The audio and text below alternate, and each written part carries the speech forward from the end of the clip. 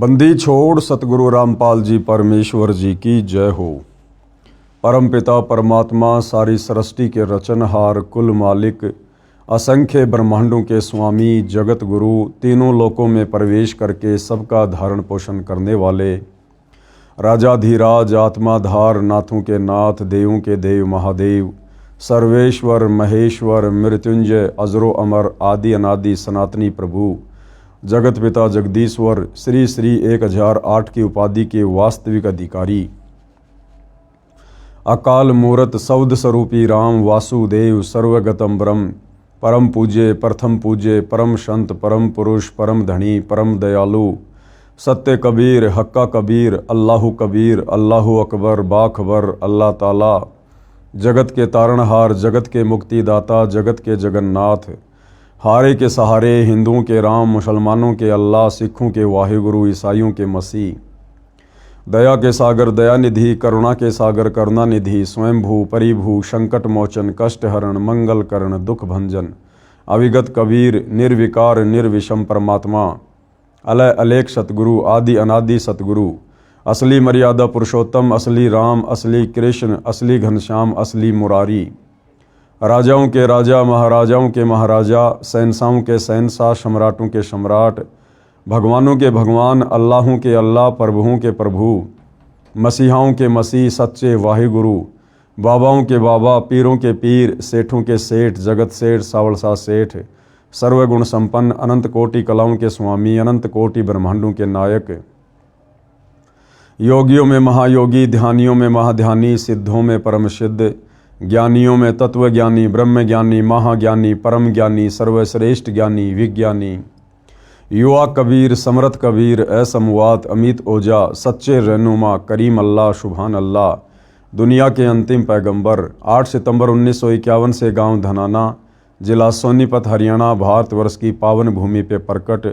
Real कल की भगवान श्री नारायण साकार हरि, श्री बाबा साहेब नूर अनंत परमात्मा, सच्चे दरवेश, सच्चे बाखबर, संत शिरोमणि सतगुरु रामपाल जी परमेश्वर जी के चरण कमल में साध संगति से जुड़े हुए देश विदेश से आप और हम सभी सत्सेवक भाई बहनों का अनंत कोटि दंडवत प्रणाम। सत्साई भाई और बहनों, बहुत बड़ी दया, बहुत बड़ी मेहर पूज्य गुरुदेव भगवान की, परमेश्वर रामपाल जी की, जिनके शुभ आशीर्वाद से, विशेष आशीर्वाद से, उन्हीं के पवित्र कर कमलों से लिखित पवित्र पुस्तक हिंदू साहिबान नहीं समझे, गीता, वेद, पुराण, इस पुस्तक के ऊपर वीडियो बनाने की श्रृंखला जारी है। इसी श्रृंखला में आज हमारा ये 5वें नंबर का वीडियो है। भाई और बहनों, प्रत्येक वीडियो में हिंदू समाज से जुड़े भाई बहनों को बहुत ही अच्छी अच्छी और गहरी गहरी शिक्षाएं मिल रही हैं। पिछले वीडियो में हमने इस पवित्र पुस्तक से पढ़ा कि हिंदू धर्म के पवित्र हिंदू सदग्रंथ भक्ति और भगवान के विषय में, अध्यात्म के विषय में क्या कह रहे हैं और पवित्र हिंदू समाज उन शास्त्रों के विरुद्ध कैसी कैसी पाखंड मत वाली साधनाएं कर रहा है। आज के इस वीडियो में हम देखेंगे कि पवित्र हिंदू ग्रंथ क्या कह रहे हैं और हिंदू धर्म के जो धर्म गुरु हैं वो उन धर्मशास्त्रों के विपरीत कैसे कैसे उनका अनुवाद कर रहे हैं, कैसी कैसी पाखंड मत वाली आदि अधूरी मनमानी साधना समाज में परोस रहे हैं। तो भाई और बहनों, पूज्य गुरुदेव जी के आशीर्वाद से हम आगे बढ़ते हैं। पवित्र हिंदू धर्म गुरु नहीं समझे गीता निर्मल ज्ञान, यानी हिंदू धर्म के धर्म गुरु, चाहे आचार्य हों, शंकराचार्य हों, चाहे आदि शंकराचार्य रहे हों, कोई भी हिंदू धर्म के सदग्रंथों को नहीं समझ पाया। पूज्य गुरुदेव भगवान हमें क्या बताना चाहते हैं, क्या समझाना चाहते हैं, ध्यान से देखिएगा। पेश है एक झलक गुरुओं के अनुवाद की, यानी हिंदू धर्म के धर्म गुरुओं ने जिस प्रकार से गीता जी के श्लोकों का अनुवाद किया है वो कितना सही है, कितना गलत है, किस प्रकार से किया है। अन्य प्रमाण, गीता अध्याय 10 श्लोक 3, कृपया पढ़ें फोटोकॉपी गीता अध्याय 10 श्लोक 3 की, जो गीता प्रेस गोरखपुर से प्रकाशित व मुद्रित है, जिसके अनुवादक श्री जय दयाल गोविंदका जी हैं। यानी भाइयों और बहनों, विशेषकर हिंदू समाज में गीता प्रेस गोरखपुर से प्रकाशित जितनी भी धार्मिक पुस्तकें हैं, पुराण हैं, गीता जी हैं, वेद हैं, हर हिंदू को मान्य है। और विशेषकर जय दयाल गोविंदका जी ने जिस गीता प्रेस गोरखपुर से प्रकाशित गीता जी का अनुवाद किया है, वो तो निसंदेह समस्त हिंदू समाज को मान्य है। तो देखिएगा किस प्रकार से गीता के अनुवादकों ने गीता के श्लोकों का उल्टा अर्थ किया है। ये श्लोक आपकी आंखों के सामने है। गीता जी अध्याय 10 श्लोक 3 की फोटोकॉपी है ये माम अजम अनादिम च वेति लोक महेश्वरम अश्मूढ़ स मृतेषु सर्व पापे प्रमुचते। इधर संस्कृत है और इधर अनुवादकों ने हिंदी में अनुवाद किया है। जो मुझको अजन्मा अर्थात वास्तव में जन्म रहित अनादि और लोकों का महान ईश्वर तत्व से जानता है, वह मनुष्यों में भगवान पुरुष, ज्ञानवान पुरुष संपूर्ण पापों से मुक्त हो जाता है। यह अनुवाद किया है भाइयों और बहनों हिंदू धर्म के अनुवादकों ने गीता जी का। ये गीता अध्याय 10 श्लोक नंबर 3 की फोटोकॉपी है, जिसमें अनुवादक के द्वारा गीता ज्ञान देने वाले ब्रह्म को अजन्मा अनादि कभी ना मरने वाला नाशवान भगवान कहकर संबोधित किया गया है। जबकि इसी अनुवादक ने, जय दयाल गोविंदका ने, जस्ट एक श्लोक पीछे, यानी ये जो फोटोकॉपी है जिसमें गीता ज्ञान देने वाले ब्रह्म को अजन्मा, जन्म रहित, अनादि और सभी लोगों का महान ईश्वर कहकर व्याख्या की गई है, इसी जय दयाल गोविंदका ने गीता जी अध्याय 10 श्लोक नंबर 2 में खुद अपने कर कमल से अनुवाद किया है कि गीता ज्ञान देने वाला नाशवान भगवान है। गीता ज्ञान देने वाले की जन्म और मृत्यु होती है। वो खुद स्वीकार कर रहा है कि अर्जुन, मेरे और तेरे बहुत से जन्म हो चुके हैं, तू नहीं जानता, मैं जानता हूं। और मेरी उत्पत्ति को ये देवता लोग, ये ऋषिगण लोग नहीं जानते, क्योंकि ये सभी मेरे से उत्पन्न हैं। तो गीता अध्याय नंबर 10 के श्लोक नंबर 2 में तो जय दयाल गोविंदका जी ने, जिन्होंने गीता के श्लोकों का अनुवाद किया है, उन्होंने गीता ज्ञान देने वाले इस ब्रह्म को नाशवान साबित किया है।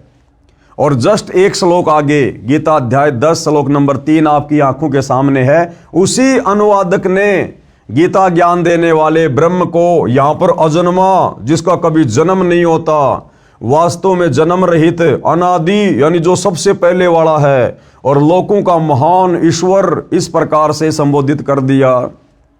तो भाइयों और बहनों, इन गीता के ज्ञान देने वालों की बुद्धि काल में इस ब्रह्म ने स्लिप कर रखी है। तत्व ज्ञान के अभाव में ये लोग एक श्लोक पहले क्या लिख रहे हैं और अगले श्लोक में फिर बिल्कुल उल्टा अनुवाद कर रहे हैं, जिस कारण से पूरा हिंदू समाज बेचारा भ्रमित होकर बैठा है भक्ति और भगवान के नाम पर। ये श्लोक आपकी आंखों के सामने है। गीता ज्ञान देने वाले को, ब्रह्म को, ब्रह्मा विष्णु महेश के पिता को, दुर्गा के पति को यहां पर अजन्मा, वास्तव में जन्म रहित, अनादि और लोकों का महान ईश्वर जो इस प्रकार तत्व से जानता है, वह मनुष्यों में ज्ञानवान पुरुष संपूर्ण पापों से मुक्त हो जाता है। आगे देखिएगा, विशेष विवेचन अब पूज्य गुरुदेव भगवान बता रहे हैं कि भाई ध्यान दो, गीता अध्याय 10 श्लोक 3 का अनुवाद गलत किया है। जो अनुवाद अभी हमने पढ़ा है, पूज्य गुरुदेव भगवान कह रहे हैं कि गीता के श्लोकों का अनुवाद करने वालों ने इस श्लोक का अनुवाद गलत किया है, जिसमें लिखा है कि गीता ज्ञान देने वाले ने कहा, जो मुझको अजन्मा, अनादि और लोकों का महान ईश्वर तत्व से जानता है, वह मनुष्यों में ज्ञानवान पुरुष संपूर्ण पापों से मुक्त हो जाता है। अनुवाद समाप्त। महा आश्चर्य। अब क्या कह रहे हैं पूज्य गुरुदेव भगवान की पुण्यात्माओं, विचार करो। महा आश्चर्य कैसे? गीता अध्याय 10 श्लोक 2 में गीता ज्ञान दाता ने कहा है कि मेरी उत्पत्ति हुई है, गीता अध्याय 10 श्लोक 2 में तो खुद गीता का ज्ञान देने वाला भगवान ये ब्रह्म कह रहा है कि अर्जुन मेरी तो उत्पत्ति हुई है, यानी मेरा तो जन्म हुआ है, और जिसका जन्म होता है उसकी मृत्यु भी होती है। गीता अध्याय 10 श्लोक 2 में गीता ज्ञानदाता ने कहा है कि मेरी उत्पत्ति हुई है, जिसका अनुवाद भी इन्हीं अनुवादकों ने किया है। फिर श्लोक 3 में तुरंत ये कहे कि मैं अजन्मा हूं, यानी अध्याय 10 के श्लोक नंबर 2 में तो गीता ज्ञान देने वाला कह रहा है कि मेरी तो उत्पत्ति हुई है, मेरा तो जन्म हुआ है, मैं नाशवान हूं, और जस्ट अगले श्लोक में कहे कि मैं तो अजन्मा हूं, तो ये बात कैसे गले उतरेगी भाई। तो इन अनुवादकों ने भी जरा सा विचार नहीं किया भाई और बहनों, और जैसा इनकी बुद्धि ने काम किया उस हिसाब से गीता के श्लोकों को ना समझकर अपने बुद्धि स्तर से, काल प्रेरणा से उनका अनुवाद करके समाज में पेश कर दिया, और भोले भाले समाज ने इस आधे अधूरे ज्ञान को स्वीकार भी कर लिया। ध्यान से पढ़िएगा, गीता अध्याय 10 श्लोक 2 में गीता ज्ञानदाता ने कहा है कि मेरी उत्पत्ति हुई है, जिसका अनुवाद भी इन्हीं अनुवादकों ने किया है। फिर श्लोक 3 में तुरंत ये कहे कि मैं अजन्मा हूं, तो ये मूर्खता कही जा सकती है। परंतु गीता ज्ञानदाता ऐसी गलती नहीं कर सकता। क्या कह रहे हैं गुरुदेव भगवान कि ये गलती गीता ज्ञानदाता की नहीं है, ये गलती अनुवादकों की है, जो गीता को अच्छे से समझ नहीं पाए और गीता के श्लोकों का गलत अनुवाद कर दिया। परंतु गीता ज्ञानदाता ऐसी गलती नहीं कर सकता। ये 21 ब्रह्मांडों का मालिक है। कौन? ये ब्रह्मा विष्णु महेश का पिता, दुर्गा का पति, ब्रह्म काल। परंतु ये नाशवान है। ये गलती अनुवादकों की है, जो अपनी बुद्धि से काम नहीं लेकर लोक वेद को ही आधार बनाकर अर्थ करते हैं। गीता अध्याय 10 श्लोक 3 का यथार्थ अनुवाद इस प्रकार है। अब पूज्य गुरुदेव भगवान सतगुरु रामपाल जी इस श्लोक का यथार्थ अनुवाद करके हमें समझा रहे हैं कि गीता ज्ञान देता काल ब्रह्म अध्याय 10 श्लोक 3 में क्या कहना चाहता है। जो माम यानी मुझको, जो मुझको, किसको? ये ब्रह्म कह रहा है, ये काल कह रहा है, गीता का ज्ञान देने वाला, जो मुझको और अजन्मा यानी वास्तव में जन्म रहित है, अनादिम, अनादिम यानी जिसकी आदि न हो, अर्थात जो सदा से है, लोक महेश्वरम, सब लोकों के महान ईश्वर यानी परम अक्षर ब्रह्म को जानता है, वह मनुष्यों में ज्ञानवान पुरुष संपूर्ण पापों से मुक्त हो जाता है। इस श्लोक का वास्तविक अर्थ तो ये है, गीता ज्ञानदाता कह रहा है कि जो इस गीता जी को पढ़कर मेरी स्थिति के बारे में जान लेता है कि मैं तो ब्रह्म हूं और ब्रह्मलोक में रहता हूं, मेरी साधना का ओम मंत्र है, मेरा जन्म होता है, मेरी मृत्यु होती है, मेरे ब्रह्मलोक में गए हुए प्राणी भी लौटकर वापस संसार में आते हैं, उनकी पूर्ण मुक्ति नहीं होती। तो कहते हैं जो मुझे जान जाता है और साथ में उस अनादि अजन्मा सभी लोकों के महान ईश्वर परम अक्षर ब्रह्म को जान जाता है, वो व्यक्ति संपूर्ण पापों से मुक्त हो जाता है, वो ज्ञानी पुरुष कहलाता है, और वो तत्वदर्शी संत की शरण में जाकर उस अजन्मा अनादि परम अक्षर ब्रह्म की भक्ति करके सदा सदा के लिए मुक्ति प्राप्त कर लेता है। इसका वास्तविक अर्थ तो ये है, जो माम यानी मुझको और अजम यानी अजन्मा यानी वास्तव में जन्म रहित, अनादिम, अनादिम का अर्थ है अनादि यानी जिसकी आदि न हो, अर्थात जो सदा से है, लोक महेश्वरम अर्थात सब लोकों के महान ईश्वर यानी परम अक्षर ब्रह्म को जानता है, वह मनुष्यों में अश्मूढ़ है यानी ज्ञानवान पुरुष, सर्व पाप यानी संपूर्ण पापों से मुक्त हो जाता है। जिस प्रकार सतगुरु रामपाल जी परमेश्वर जी के पंथ में उनके अनुयायियों ने उनके द्वारा किए गए सत्संगों को सुनकर, उनके द्वारा लिखी पुस्तकों को पढ़कर जो गीता जी का अनुवाद किया गया है, जो वेदों के श्लोकों का अनुवाद किया गया है, उसको पढ़कर समझकर सतगुरु रामपाल जी के हम समस्त फॉलोवर ने, हमने गीता ज्ञान देने वाले इस ब्रह्म की, ब्रह्मा विष्णु महेश के पिता की, दुर्गा के पति की वास्तविक स्थिति को भी जान लिया है, पहचान लिया है कि ये ब्रह्म क्या है, कहाँ रहता है, ये जन्मता भी है, मरता भी है, इसकी भक्ति से मुक्ति नहीं है। और साथ में गुरुदेव ने हमें परम अक्षर ब्रह्म सत्य पुरुष कबीर देव की स्थिति से भी परिचित करवा दिया और उस शाश्वत स्थानम सतलोक के बारे में भी जानकारी दे दी।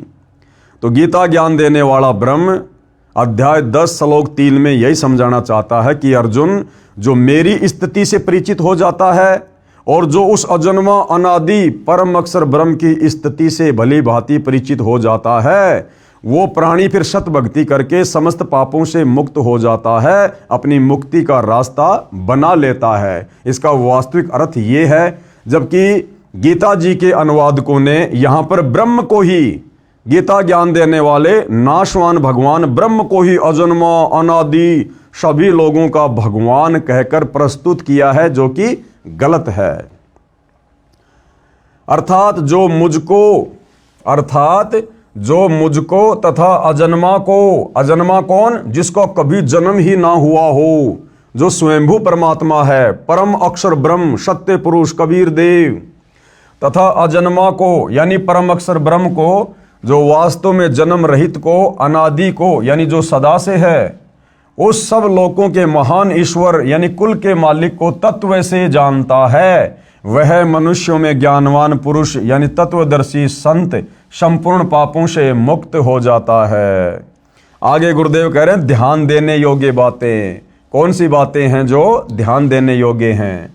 गीता का ज्ञान बोलने वाले ने इसी गीता अध्याय 10 श्लोक 2 में कहा है कि मेरी उत्पत्ति को यानी मेरे जन्म को, यानी जन्म को न देवता लोग जानते हैं न महर्षि जन ही जानते हैं, क्योंकि मैं सब प्रकार से देवताओं और महर्षियों का आदि कारण हूँ। यानी ये ब्रह्म कह रहा है कि मेरी उत्पत्ति को, मेरे जन्म को ये देवता लोग और ये महर्षि जन नहीं जानते, क्योंकि ये सब तो मेरे से उत्पन्न हुए हैं और बेटा कभी भी अपने बाप की उत्पत्ति नहीं बता सकता। भावार्थ है कि गीता ज्ञानदाता स्वयं स्वीकार करता है कि मेरी उत्पत्ति यानी जन्म हुआ है, परंतु जितने भी देवता हैं तथा महर्षि जन हैं वे मेरी उत्पत्ति को नहीं जानते, क्योंकि वे मेरे से उत्पन्न हुए हैं। पाठक जन विचार करें कि पिता की उत्पत्ति को बच्चे तो नहीं जानते, परंतु दादाजी तो जानता है। दादाजी कौन? ये परम अक्षर ब्रह्म सत्य पुरुष कबीर देव, जिसने सभी को उत्पन्न किया। उस दादाजी यानी ग्रैंडफादर ने इस गीता ज्ञानदाता काल ब्रह्म की उत्पत्ति बताई है, कबीर परमेश्वर जी ने। आप पढ़ेंगे इसी पुस्तक में अध्याय सृष्टि रचना में, आगे चल के हम इस पर भी विशेष तौर पर जो है ध्यान देंगे। मेरे यानी लेखक के कौन? सतगुरु रामपाल जी के मेरे गीता अध्याय 10 श्लोक 3 के अनुवाद का समर्थन गीता अध्याय 10 श्लोक 2 के साथ साथ गीता अध्याय 2 श्लोक 12, गीता अध्याय 4 श्लोक 5 में भी है, जिनमें गीता ज्ञान बताने वाले ने कहा है कि हे अर्जुन, तेरे और मेरे बहुत जन्म हो चुके हैं, उन सबको तू नहीं जानता, मैं जानता हूँ। गीता अध्याय 4 श्लोक 5। आगे, हे अर्जुन, मैं, तू और ये राजा लोग पहले भी जन्मे थे, आगे भी जन्मेंगे। गीता अध्याय 2 श्लोक 12, अर्थात ये सारे के सारे जन्म और मृत्यु में हैं। कृपया देखिए इसी पुस्तक के पेज नंबर 25 पर फोटोकॉपी गीता अध्याय 10 श्लोक 2, गीता अध्याय 4 श्लोक 5, गीता अध्याय 2 श्लोक 12 की, जिनके अनुवादक श्री जयदयाल गोविंदका जी ही हैं तथा प्रकाशक व मुद्रक भी गीता प्रेस गोरखपुरी है, जो दास ने आपको पहले इसी पुस्तक में जब वीडियो बन रहे थे उसमें आपको दिखाया था। गीता अध्याय 4 का श्लोक 5 में गीता बोलने वाले ने स्पष्ट कहा है कि हे परंतप अर्जुन, मेरे और तेरे बहुत जन्म हो चुके हैं, उन सबको तू नहीं जानता, मैं जानता हूँ। अर्थात गीता ज्ञान देने वाला नाशवान है, इसके भी जन्म और मृत्यु होती है। विवेचन, उपरोक्त तीनों श्लोकों से स्पष्ट हो गया है कि गीता ज्ञानदाता आपका श्री कृष्ण उर्फ श्री विष्णु नाशवान है। यानी आम हिंदू समाज गीता का ज्ञान देने वाला श्री कृष्ण जी को मानता है, तो श्री कृष्ण जी कहो चाहे श्री विष्णु जी कहो, क्योंकि विष्णु जी के अवतार श्री कृष्ण जी थे। तो हिंदू समाज इस बात पर विचार करे कि आप जिस गीता ज्ञान देने वाले को भगवान मानकर, अविनाशी मानकर पूज रहे थे, ये पवित्र गीता साबित कर रही है कि गीता ज्ञान देने वाला भगवान ये ब्रह्म अविनाशी नहीं है, ये तो जन्म और मृत्यु में है। और जिसकी स्वयं की जन्म और मृत्यु होती है, भला उसकी भक्ति करके साधक कभी भी अपना जन्म और मृत्यु का दीर्घ रोग नष्ट नहीं करवा सकता है। आपका श्री कृष्ण और श्री विष्णु नाशवान है, उसकी जन्म मृत्यु होती है। अन्य प्रमाण देखो जो स्पष्ट करते हैं कि हिंदू धर्मगुरु नहीं समझे गीता का निर्मल ज्ञान। अविनाशी परमात्मा गीता बोलने वाले से अन्य है। अब क्या स्पष्ट करने जा रहे हैं पूज्य गुरुदेव भगवान इसी पवित्र गीता जी से, जो कि हिंदुओं का सर्वमान्य ग्रंथ है, कि वो अविनाशी परमात्मा, अजन्मा अनादि परमात्मा जिसने सारी सृष्टि को रचा है, परम अक्षर ब्रह्म, सत्य पुरुष, कबीर देव, वो अविनाशी परमात्मा गीता का ज्ञान देने वाले इस नाशवान ब्रह्म से अलग है। अविनाशी परमात्मा गीता बोलने वाले से अन्य है। प्रमाण, अविनाशी परमात्मा तो गीता ज्ञान दाता यानी आपके श्री कृष्ण जी उर्फ श्री विष्णु जी से अन्य है, जो सर्व प्राणियों की उत्पत्ति करता है, यानी जिससे यह जगत व्याप्त है, यानी जिस अविनाशी परमात्मा ने, परम अक्षर ब्रह्म ने सारी सृष्टि को रचा है, वो तो गीता का ज्ञान देने वाले इस ब्रह्म से अलग है, जो सबका धारण पोषण करने वाला है। गीता ज्ञानदाता ने अर्जुन को उसकी शरण में जाने के लिए कहा है, अध्याय 18 श्लोक नंबर 62 में, कि तू सर्वभाव से उस परमेश्वर की शरण में जा।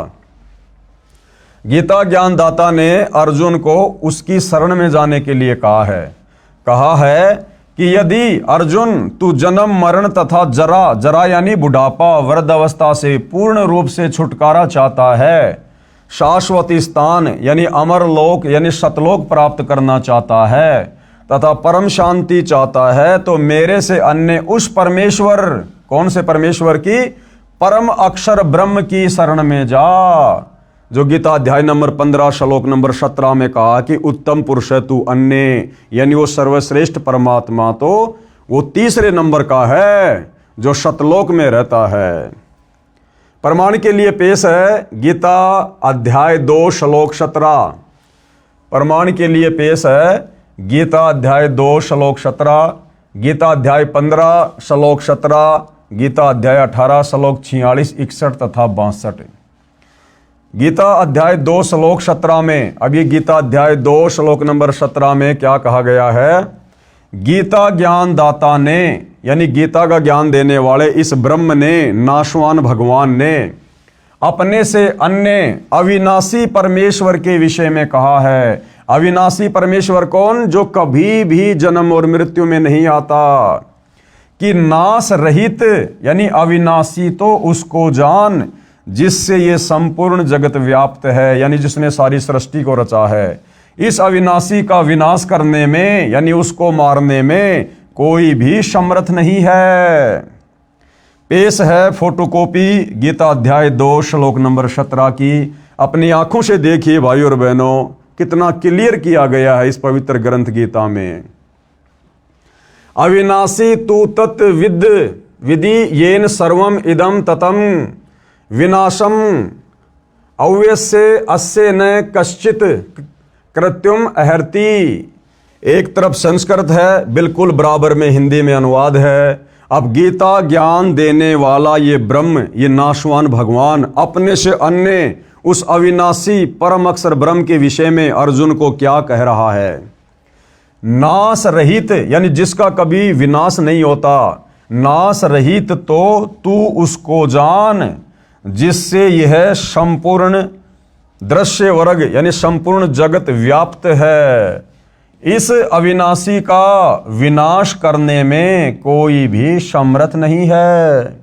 अपने से अन्य भगवान को गीता का ज्ञान देने वाला ब्रह्म अविनाशी कह रहा है, अजन्मा कह रहा है कि उसका नाश करने में कोई भी समर्थ नहीं है। अर्थात ये गीता का ज्ञान देने वाला ब्रह्म स्वयं अविनाशी नहीं है, इसका नाश होता है, इसका जन्म होता है, इसकी मृत्यु होती है। ये सुप्रीम गॉड नहीं है गीता का ज्ञान देने वाला। यही प्रमाण गीता अध्याय 18 श्लोक 46 में भी है। इसमें भी गीता ज्ञान दाता ने यानी ब्रह्म ने अपने से अन्य परमेश्वर के विषय में कहा है, परम अक्षर ब्रह्म के विषय में, कि जिस परमेश्वर से संपूर्ण प्राणियों की उत्पत्ति हुई है और जिससे ये समस्त जगत व्याप्त है, उस परमेश्वर की अपने स्वाभाविक कर्मों द्वारा पूजा करके मनुष्य परम सिद्धि को प्राप्त हो जाता है। यहां भी गीता बोलने वाले ने अपने से अन्य परमेश्वर के विषय में कहा है। आगे देखिए भाइयों और बहनों, पेश है गीता अध्याय 18 श्लोक 46 की फोटोकॉपी। ये संस्कृत में श्लोक आप जी की आंखों के सामने है, पढ़ सकते हैं, देख सकते हैं। जिस परमेश्वर से संपूर्ण प्राणियों की उत्पत्ति हुई है, कौन कह रहा है? गीता का ज्ञान देने वाला ब्रह्म। ये काल ब्रह्म, ब्रह्मा विष्णु महेश का पिता, दुर्गा का पति, अर्जुन से साफ साफ कह रहा है, अपने से अन्य उस परम अक्षर ब्रह्म की ओर, सर्वश्रेष्ठ परमात्मा की ओर संकेत करते हुए, कि जिस परमेश्वर से संपूर्ण प्राणियों की उत्पत्ति हुई है और जिससे यह समस्त जगत व्याप्त है, उस परमेश्वर की अपने स्वाभाविक कर्मों द्वारा पूजा करके मनुष्य परम सिद्धि को प्राप्त हो जाता है। अब ये स्वाभाविक ये कर्म क्या है? जब हम सतगुरु रामपाल जी से उपदेश लेकर शास्त्र अनुकूल सत भक्ति ग्रहण करेंगे तो सतगुरु रामपाल जी परमेश्वर हमें जो भक्ति बताएंगे, उस भक्ति को हमने अपना कार्य करते करते, यानी जो किसान है अपनी किसानी कर रहा है, दुकानदार अपनी दुकानदारी कर रहा है, यानी कार्य करते करते हमने अपने गुरु के वचन और मर्यादाओं में रहकर उस भक्ति को सफल करना है, जिससे हमारी मुक्ति होगी। यही प्रमाण गीता अध्याय 15 श्लोक 17 में भी है। यानी गीता अध्याय 15 श्लोक नंबर 17 में भी गीता का ज्ञान देने वाला ये ब्रह्म क्या कह रहा है कि अविनाशी व सबका धारण पोषण करने वाला वह पुरुषोत्तम परमात्मा, तो पुरुषोत्तम यानी सभी पुरुषों में उत्तम, पुरुष यानी भगवान, और पुरुषोत्तम यानी सभी भगवानों में सर्वश्रेष्ठ भगवान, वह पुरुषोत्तम परमात्मा तो गीता ज्ञान देने वाले से अन्य ही बताया है। पेश है गीता अध्याय 15 श्लोक 17 की फोटोकॉपी। देखो भाइयों और बहनों, सौभाग्य है आपका, जो भी बात बोली जा रही है साथ में प्रमाण दिए जा रहे हैं ताकि किसी भी प्रकार की शंका भगत समाज को ना रहे। तो ये गीता अध्याय 15 श्लोक नंबर 17 की फोटोकॉपी है, जिसमें क्या कहा गया है? गीता ज्ञान देने वाला ब्रह्म, ब्रह्मा विष्णु महेश का पिता, दुर्गा का पति, ये ज्योति निरंजन क्या कह रहा है? उत्तम पुरुष है तू अन्य, यानी सर्वश्रेष्ठ परमात्मा तो अन्य ही है। परमात्मा इति उदारत है, जिसको वास्तव में परमात्मा कहा जा सकता है। ये लोकत्रयम् अवश्य विभर्ति अवय ईश्वर। उत्तम पुरुष तो अन्य ही है, उत्तम यानी सर्वश्रेष्ठ, पुरुष यानी भगवान तो अन्य ही है। कौन कह रहा है? गीता का ज्ञान देने वाला, कि वो सर्वश्रेष्ठ भगवान उत्तम पुरुष तो मेरे से अन्य है, जो तीनों लोकों में प्रवेश करके और सबका धारण पोषण एवं अविनाशी परमेश्वर और परमात्मा इस प्रकार कहा गया है। क्लियर कर दिया गीता अध्याय 15 श्लोक नंबर 17 में गीता का ज्ञान देने वाले ब्रह्म ने कि अर्जुन, मैं सर्वश्रेष्ठ परमात्मा नहीं हूं, मैं अविनाशी परमात्मा नहीं हूं, मेरी तो जन्म और मृत्यु होती है, मेरी भक्ति से पूर्ण मुक्ति नहीं हो सकती है, मेरी भक्ति करने वाले प्राणी 84 लाख योनियों में जाकर कष्ट भोगने से नहीं बच सकते, मेरी भक्ति करने वाले साधक नरक भोगने से नहीं बच सकते। यदि तूने इन सभी दुखों से छुटकारा चाहिए, पूर्ण मुक्ति चाहिए, शाश्वत स्थानम सतलोक चाहिए, तो आपने मेरे से अन्य उस उत्तम पुरुष की भक्ति करनी पड़ेगी, परम अक्षर ब्रह्म की भक्ति करनी पड़ेगी, जिसकी जानकारी गीता अध्याय 4 श्लोक नंबर 34 में बताया कि तू तत्वदर्शी संत की खोज कर। तो भाई और बहनों, बड़े सौभाग्य से वो तत्वदर्शी संत वर्तमान में धरती पर सतगुरु रामपाल जी हैं, जिनके पास में संपूर्ण यथार्थ आध्यात्मिक ज्ञान है, पूर्ण मुक्ति का पूर्ण मार्ग है। गीता अध्याय 18 श्लोक 61 में भी, गीता अध्याय 18 श्लोक 61 में भी गीता ज्ञानदाता ने अपने से अन्य परमेश्वर के विषय में कहा है। 18वें अध्याय के 61वें श्लोक में भी गीता का ज्ञान देने वाले ब्रह्म ने, इस ज्योति निरंजन ने, काल ब्रह्म ने, दुर्गा के पति ने, ब्रह्मा विष्णु महेश के पिता ने अपने से अन्य उस सर्वश्रेष्ठ परमात्मा की ओर इशारा किया है। गीता अध्याय 18 श्लोक 61 में भी गीता ज्ञानदाता ने अपने से अन्य परमेश्वर के विषय में कहा है कि हे अर्जुन, शरीर रूप यंत्र में आरूढ़ हुए संपूर्ण प्राणियों को अंतर्यामी परमेश्वर अपनी माया यानी शक्ति से उनके कर्मों के अनुसार भ्रमण करवाता हुआ सब प्राणियों के हृदय में स्थित है। इसमें गीता ज्ञानदाता ने अपने से अन्य अंतर्यामी परमेश्वर का ज्ञान करवाया है, जो सबके हृदय रूपी गुफा में बैठा हुआ है और जिसकी शक्ति से सभी प्राणी चल रहे हैं और जो कर्मों के अनुसार सभी को फल देता है। अपने से अन्य परमेश्वर के विषय में जानकारी दे रहा है। पेश है फोटोकॉपी गीता अध्याय 18 श्लोक 61 की। ये श्लोक है भाइयों और बहनों आपकी आंखों के सामने। इसका अनुवाद पूज्य गुरुदेव भगवान ने यहां किया है। हे अर्जुन, शरीर रूप यंत्र में आरूढ़ हुए संपूर्ण प्राणियों को अंतर्यामी परमेश्वर अपनी माया से उनके कर्मों के अनुसार भ्रमण कराता हुआ सब प्राणियों के हृदय में स्थित है। ये अनुवाद सतगुरु रामपाल जी ने नहीं किया, ये अनुवाद गीता के अनुवादकों ने किया है, जय दयाल गोविंदका जी ने किया है। और ये अनुवाद स्पष्ट रूप से संकेत कर रहा है, यानी गीता का ज्ञान देने वाला भगवान अपने से अन्य किसी और अंतर्यामी परमेश्वर की तरफ संकेत कर रहा है कि जो सर्व प्राणियों को अपनी शक्ति से चलाता है और सभी प्राणियों को कर्मों के अनुसार फल देता है। तो भाइयों और बहनों, जब तक हम गीता ज्ञानदाता से अन्य उस उत्तम पुरुष की शरण में नहीं जाएंगे, उसकी सतभक्ति नहीं करेंगे, तत्वदर्शी संत से लेकर आप और हमारी मुक्ति कभी नहीं हो सकती। हम कभी भी जन्म और मरण के झंझट से बाहर नहीं निकल सकते। अब पेश है प्रमाण, जिसमें गीता ज्ञानदाता ने गीता अध्याय 18 के श्लोक 62 में भी अपने से अन्य परमेश्वर की शरण में जाने की राय दी है। कहा है कि हे भारत, तू सब प्रकार से उस परमेश्वर की शरण में जा जिसके विषय में ऊपर कहा है। उस परमात्मा की कृपा से ही तू परम शांति को तथा सनातन परम धाम यानी अमर लोक सतलोक को प्राप्त होगा, यानी सतलोक का कभी भी विनाश नहीं होता। वह परमेश्वर कौन है, उसके विषय में गीता ज्ञान बोलने वाले ने गीता अध्याय 8 श्लोक 3 में बताया है कि वह परम अक्षर ब्रह्म है। क्या नाम है उसका? जिसकी शरण में जाने के बाद, जिसके सतलोक में जाने के बाद ये प्राणी फिर कभी जन्म और मृत्यु में नहीं आता, सदा सदा के लिए वहाँ पर सुख भोगता है। उस सतलोक में कोई दुख नहीं, कोई कष्ट नहीं, कोई लड़ाई झगड़ा नहीं, वहाँ कोई नरक नहीं है, 84 लाख योनियाँ नहीं हैं, वहाँ जीव की कभी मृत्यु नहीं होती है, वहाँ कभी बुढ़ापा नहीं है, वहाँ अखंड भंडारे हैं, सुख ही सुख हैं, सर्व वहाँ पर साधन मुफ्त में उपलब्ध हैं उस परम अक्षर ब्रह्म की रजा से, उसकी कृपा से। तो वहाँ जाने के बाद ही हमारे को परम शांति मिल सकती है, क्योंकि जब तक हम जन्मेंगे मरेंगे हम कभी भी परम शांति को प्राप्त नहीं हो सकते। जहाँ जन्म और मरण नहीं होगा वहीं जाकर हमें परम शांति मिलेगी, और वो परम शांति उस परम अक्षर ब्रह्म के सतलोक में है, सतलोक में। पेश है फोटोकॉपी गीता अध्याय 18 श्लोक 62 की।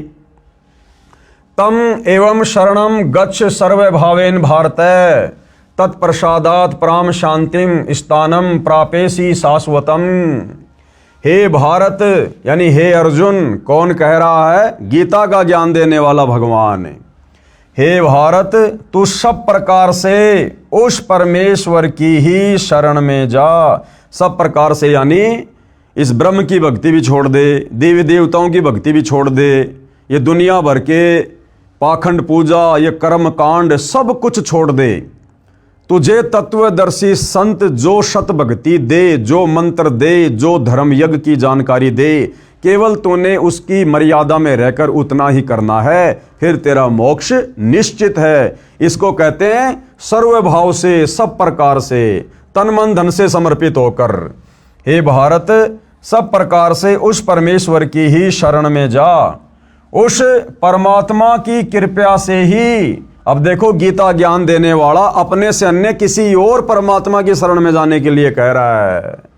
उस परमात्मा की कृपा से ही तू परम शांति को तथा सनातन परम धाम को, सनातन परम धाम यानी वो सबसे पहले वाला स्थान जो कभी भी विनाश में नहीं आता, जहां कभी कोई प्रलय नहीं होती, महाप्रलय नहीं होती है, जिसका कभी विनाश नहीं होता है। कहते हैं उस परमात्मा की कृपा से तू उस परम शांति को तथा सनातन परम धाम को प्राप्त होगा। तो भाइयों और बहनों, गीता जी बिल्कुल शब्दा शब्द क्लियर कर रही है कि गीता का ज्ञान देने वाला सर्वश्रेष्ठ परमात्मा नहीं है। गीता ज्ञान देने वाले की भक्ति करने से मुक्ति नहीं हो सकती है। पवित्र गीता जी के अनुवादकों की अज्ञानता का प्रमाण पेश है हिंदू धर्मगुरु साहिबानों की सरेआम अज्ञानता व शब्दों के अर्थों के अनर्थ का प्रमाण। यानी भाइयों और बहनों, तत्व ज्ञान के अभाव में गीता के अध्याय व श्लोकों का अनुवाद करने वाले अनुवादकों ने भी अपनी अज्ञानता पेश करने में कोई कमी नहीं छोड़ी है।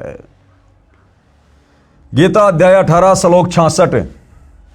गीता जी के सब अनुवादकों ने गीता अध्याय 18 श्लोक 66 का गलत अनुवाद किया है। इस श्लोक 66 के मूल पाठ में वरज शब्द है। क्या शब्द है भाइयों और बहनों? ये वरज शब्द है, वरज, जिसका अर्थ आना किया है। गीता के सभी अनुवादकों ने गीता अध्याय 18 श्लोक नंबर 66 के श्लोक में वर्ज शब्द है, और वर्ज शब्द का असल में मतलब होता है जाना।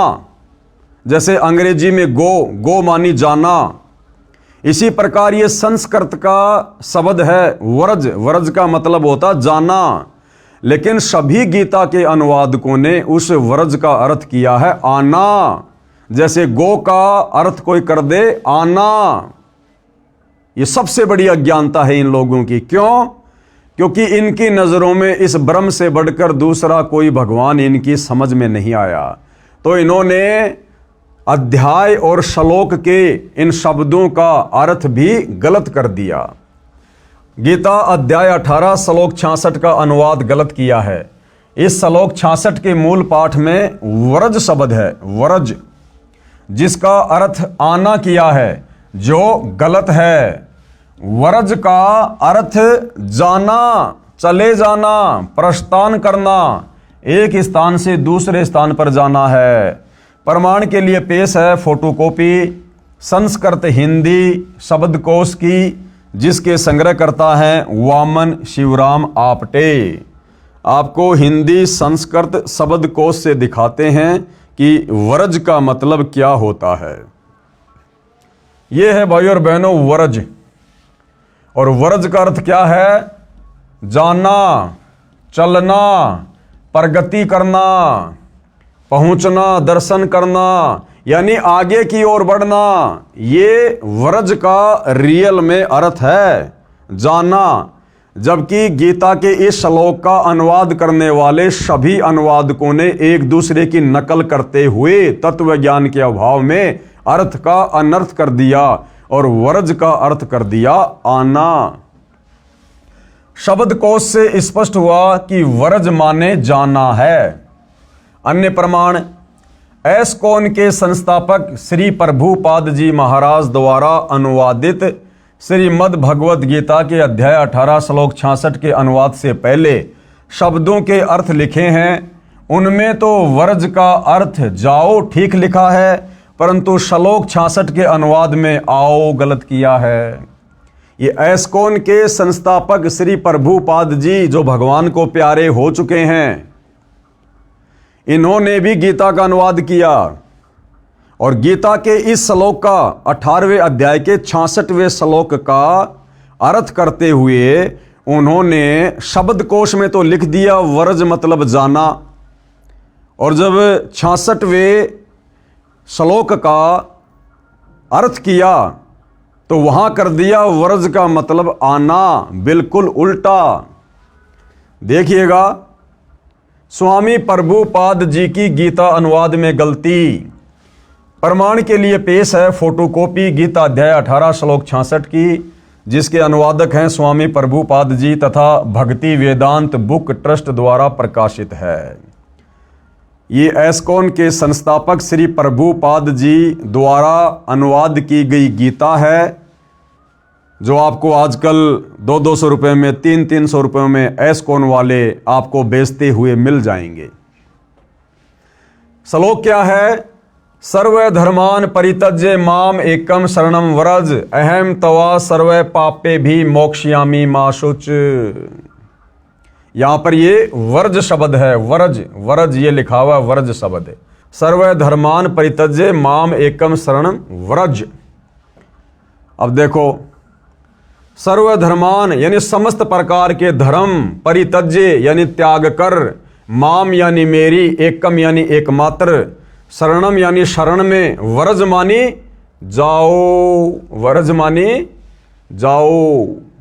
अब देखो भाइयों और बहनों, शब्दों के जो अर्थ किए हैं उनमें तो व्रज का अर्थ लिख दिया जाओ, और जब इसका अनुवाद करेगा वहां पर लिख दिया आ जाओ। समस्त प्रकार के धर्मों का परित्याग करो और मेरी शरण में आओ। ये देखो, यहां तो व्रज का अर्थ कर दिया जाओ, बिल्कुल सही है, और श्लोक का अर्थ करते हुए व्रज का अर्थ कर दिया आओ। क्योंकि भाइयों और बहनों, इन समस्त गीता अनुवादकों की नजर में गीता ज्ञान देने वाले ब्रह्म से ऊपर दूसरा कोई भगवान इनको दिखाई नहीं दिया। तत्व ज्ञान के अभाव में इनकी ज्ञान वाली आंखें सर्वदा बंद पड़ी हुई थी, बंद। आगे चलिए भाइयों और बहनों,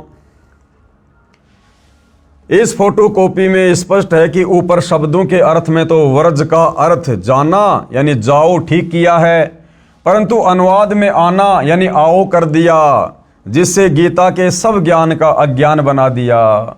कारण यही रहा कि इन गुरुजनों को श्री कृष्ण से आगे का ज्ञान ही नहीं है, इनको अपने सदग्रंथों का भी ज्ञान नहीं है, इसलिए लिख दिया कि मेरी शरण में आ जा। यानी इन अनुवादकों ने देखा कि भैया गीता अध्याय नंबर 18 श्लोक नंबर 66 कि सर्वधर्मान परित्यज्य माम एकम शरणम व्रज अहम तवा सर्व पापे भी मोक्ष्यामि मा शुच।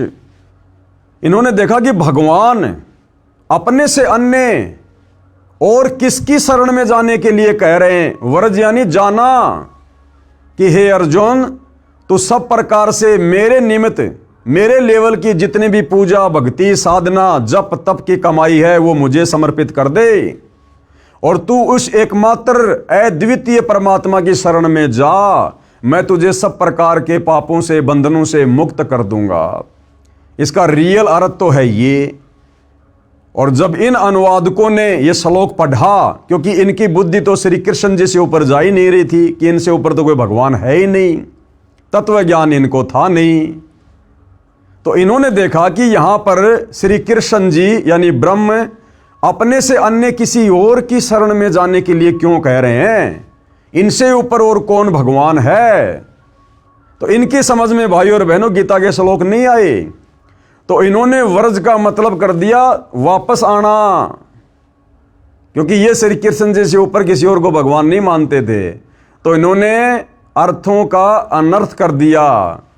अब बताओ, जब हमारे गीता अनुवादकों को ही गीता जी का ज्ञान नहीं, तत्व ज्ञान नहीं, शास्त्रों का ज्ञान नहीं, सर्वश्रेष्ठ परमात्मा की जानकारी नहीं, जबकि यही गीता जी और यही गीता का ज्ञान देने वाला ब्रह्म चीख चीख कर कह रहा है, अध्याय 2 श्लोक नंबर 17 कि मेरे से अन्य वो सर्वश्रेष्ठ परमात्मा है जो अजन्मा है, अनादि है, सभी लोगों को जिसने बनाया है, तू सर्वभाव से उसकी शरण में जा।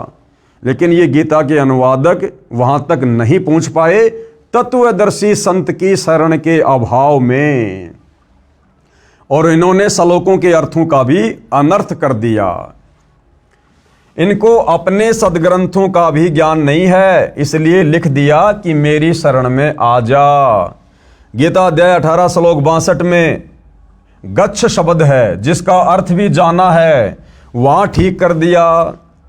जब श्लोक 62 में गीता ज्ञानदाता अपने से अन्य उस परमेश्वर यानी तत्व ब्रह्म यानी परम अक्षर ब्रह्म की शरण में जाने को कह रहा है, श्लोक 66 में अपनी शरण में आने को नहीं कहा, क्योंकि गीता अध्याय 2 श्लोक 7 में अर्जुन ने कहा कि मैं आपकी शरण हूं, यानी अर्जुन शरण में तो पहले से ही था। फिर यह कहना कि मेरी शरण में आ जा न्याय संगत भी नहीं है। यह अध्यात्म ज्ञान का टोटा है हमारे इन धर्म गुरुओं का, जिनको हम विद्वान माना करते थे और भक्ति के सर्वश्रेष्ठ मार्गदर्शक माना करते थे। इन लोगों को तो अब पता चला सतगुरु रामपाल जी के ज्ञान से कि इन हमारे अनुवादकों को, धर्म गुरुओं को तो भक्ति मार्ग की ABCD का भी पता नहीं था। पेश है लेखक द्वारा किया इस श्लोक का यथार्थ अनुवाद। लेखक कौन? सतगुरु रामपाल जी ने अब गीता अध्याय 18 श्लोक 66 का यथार्थ सही अनुवाद किया है, जो इस प्रकार है। सर्वधर्मान परित्यज्य माम एकम शरणम व्रज। सर्वधर्मान परित्यज्य माम कौन कह रहा है? ये गीता ज्ञान देने वाला ब्रह्म अर्जुन से कह रहा है कि अर्जुन, मेरे लेवल की जो साधना है, ओम नाम की जो कमाई है और जो भी धर्म कर्म की कमाई है, वो तू मुझे समर्पित कर दे। सर्वधर्मान परित्यज्य माम और एकम शरणम व्रज। एकम यानी अद्वितीय, जिसके समान कोई दूसरा ना हो, वो परम अक्षर ब्रह्म। एकम शरणम व्रज, उस एक अद्वितीय परमात्मा की शरण में जा। व्रज यानी जा। अहम तवा सर्व पापे भे मोक्षयामी माशुच। मैं तुझे सब प्रकार के पाप कर्मों से मुक्त कर दूंगा, यानी मैं तुझे फ्री कर दूंगा।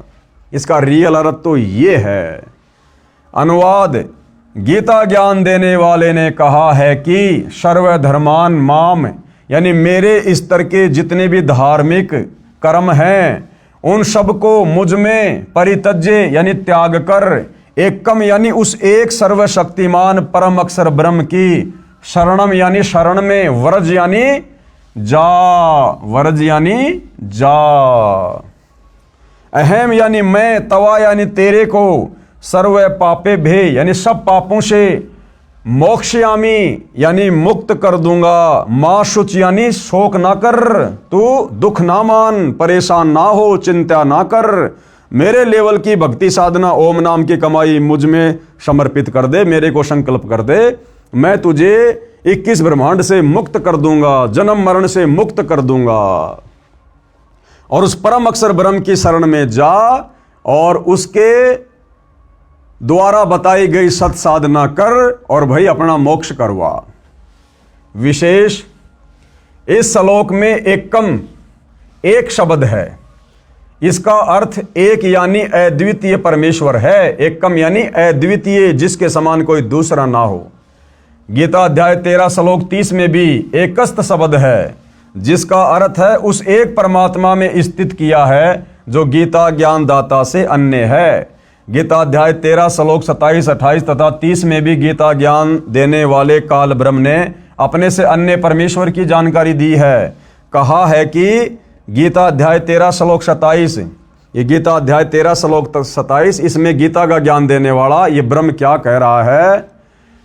जो साधक नष्ट होते हुए सब प्राणियों में परमेश्वर यानी परम अक्षर ब्रह्म को अविनाशी तथा समभाव से देखता है, वह परमेश्वर को सही रूप में देखता है, यानी वह उस परमेश्वर को ठीक से समझा है। गीता अध्याय 13 श्लोक 28 में कहा है कि क्योंकि जो साधक सर्वत्र यानी सब स्थान पर समान भाव से स्थित परमेश्वर को समान देखता हुआ अपने द्वारा अपने को नष्ट नहीं करता, यानी सत्य भाव से उस गीता ज्ञानदाता काल ब्रह्म से अन्य परम अक्षर ब्रह्म को जानकर उसी की भक्ति करके गीता ज्ञान देने वाले काल ब्रह्म से मिलने वाली गति यानी मोक्ष जो गीता अध्याय 8 श्लोक 13 में बताई है, उससे अन्य परम गति को यानी प्राप्त होता है। यही प्रसंग गीता अध्याय 13 श्लोक 30 में चला है।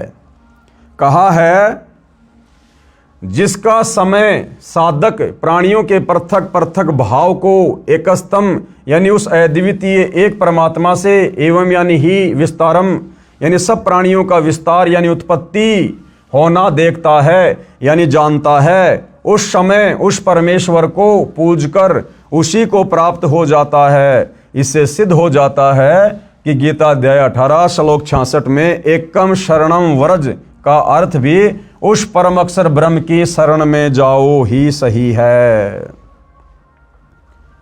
पेश है गीता अध्याय 18 श्लोक 66 की अन्य अनुवादकों की फोटो कॉपियां, यानी एकमात्र सतगुरु रामपाल जी के अलावा जितने भी अनुवादकों ने गीता का अनुवाद किया है, सब ने एक दूसरे की नकल कर ली, कॉपी कर ली और वर्ज का अर्थ जो जाना होता है सब ने आना लिख दिया। पेश है गीता अध्याय 18 श्लोक 66 की अन्य अनुवादकों की फोटो कॉपियां। श्री राम सुखदास की गीता अनुवाद में गलती। अब देखो भाइयों और बहनों, ये बड़े बड़े नाम उजागर हो रहे हैं, बड़े बड़े नाम जो कि नामचीन हैं, जिनके अनुवाद पर किसी को कोई संदेह नहीं था। अब देखो इन्होंने कैसी कैसी गलतियां कर रखी है। पेश है गीता अध्याय 18 श्लोक 66 की फोटोकॉपी श्री राम सुखदास जी महाराज के अनुवाद की। ये गीता प्रबोधनी मोटा टाइप स्वामी राम सुखदास प्रकाशक एवं मुद्रक गीता प्रेस गोरखपुर। ये देखिएगा अध्याय 18 श्लोक 66 सर्वधर्मान परित्यज्य माम एकम शरणम व्रज अहम तवा सर्व पापे भे मोक्षयामि मा शुच। संपूर्ण धर्मों का आश्रय छोड़कर तू केवल मेरी शरण में आ जा। व्रज का अर्थ क्या कर दिया? आ जा, जबकि व्रज का अर्थ क्या करना था? चला जा। मैं तुझे संपूर्ण पापों से मुक्त कर दूंगा, चिंता मत कर। यानी श्री राम सुखदास जी ने भी गीता जी का यथार्थ अनुवाद नहीं किया। आगे बढ़ते हैं भाइयों और बहनों। श्री ज्ञानानंद जी महाराज की गीता अनुवाद में गलती। पेश है गीता अध्याय 18 श्लोक 66 की फोटोकॉपी श्री ज्ञानानंद महाराज जी के अनुवाद की। ये श्री ज्ञानानंद जी के द्वारा अनुवाद की गई गीता है। श्रीमद् भगवत गीता, गीता ज्ञान सुधा, श्री स्वामी श्री ज्ञानानंद जी महाराज। ये रहा अध्याय 18 श्लोक 66 सर्वधर्मान परित्यज्य माम एकम शरणम। ये व्रज शब्द है, व्रज व्रज। अहम तवा सर्व पापे भे मोक्षयामि मा शुच। संपूर्ण धर्मों का आश्रय छोड़कर तू केवल मेरी शरण में आ जा। इन्होंने भी क्या कर रखा है? आ जा, जबकि ये करना चाहिए था जा। यानी श्री ज्ञानानंद जी ने भी गीता जी का यथार्थ अनुवाद नहीं किया। आगे बढ़िए भाइयों और बहनों। श्री सुधांशु जी महाराज की गीता अनुवाद में गलती। पेश है गीता अध्याय 18 श्लोक 66 की फोटोकॉपी श्री सुधांशु जी महाराज के अनुवाद की। ये श्री सुधांशु जी के कर कमल से अनुवाद की गई गीता है। श्रीमद् भगवत गीता, गीता अमृत प्रवचन परम पूज्य श्री सुधांशु जी महाराज। अध्याय 18 श्लोक 66 सर्वधर्मान परित्यज्य माम एकम शरणम व्रज। ये व्रज शब्द है।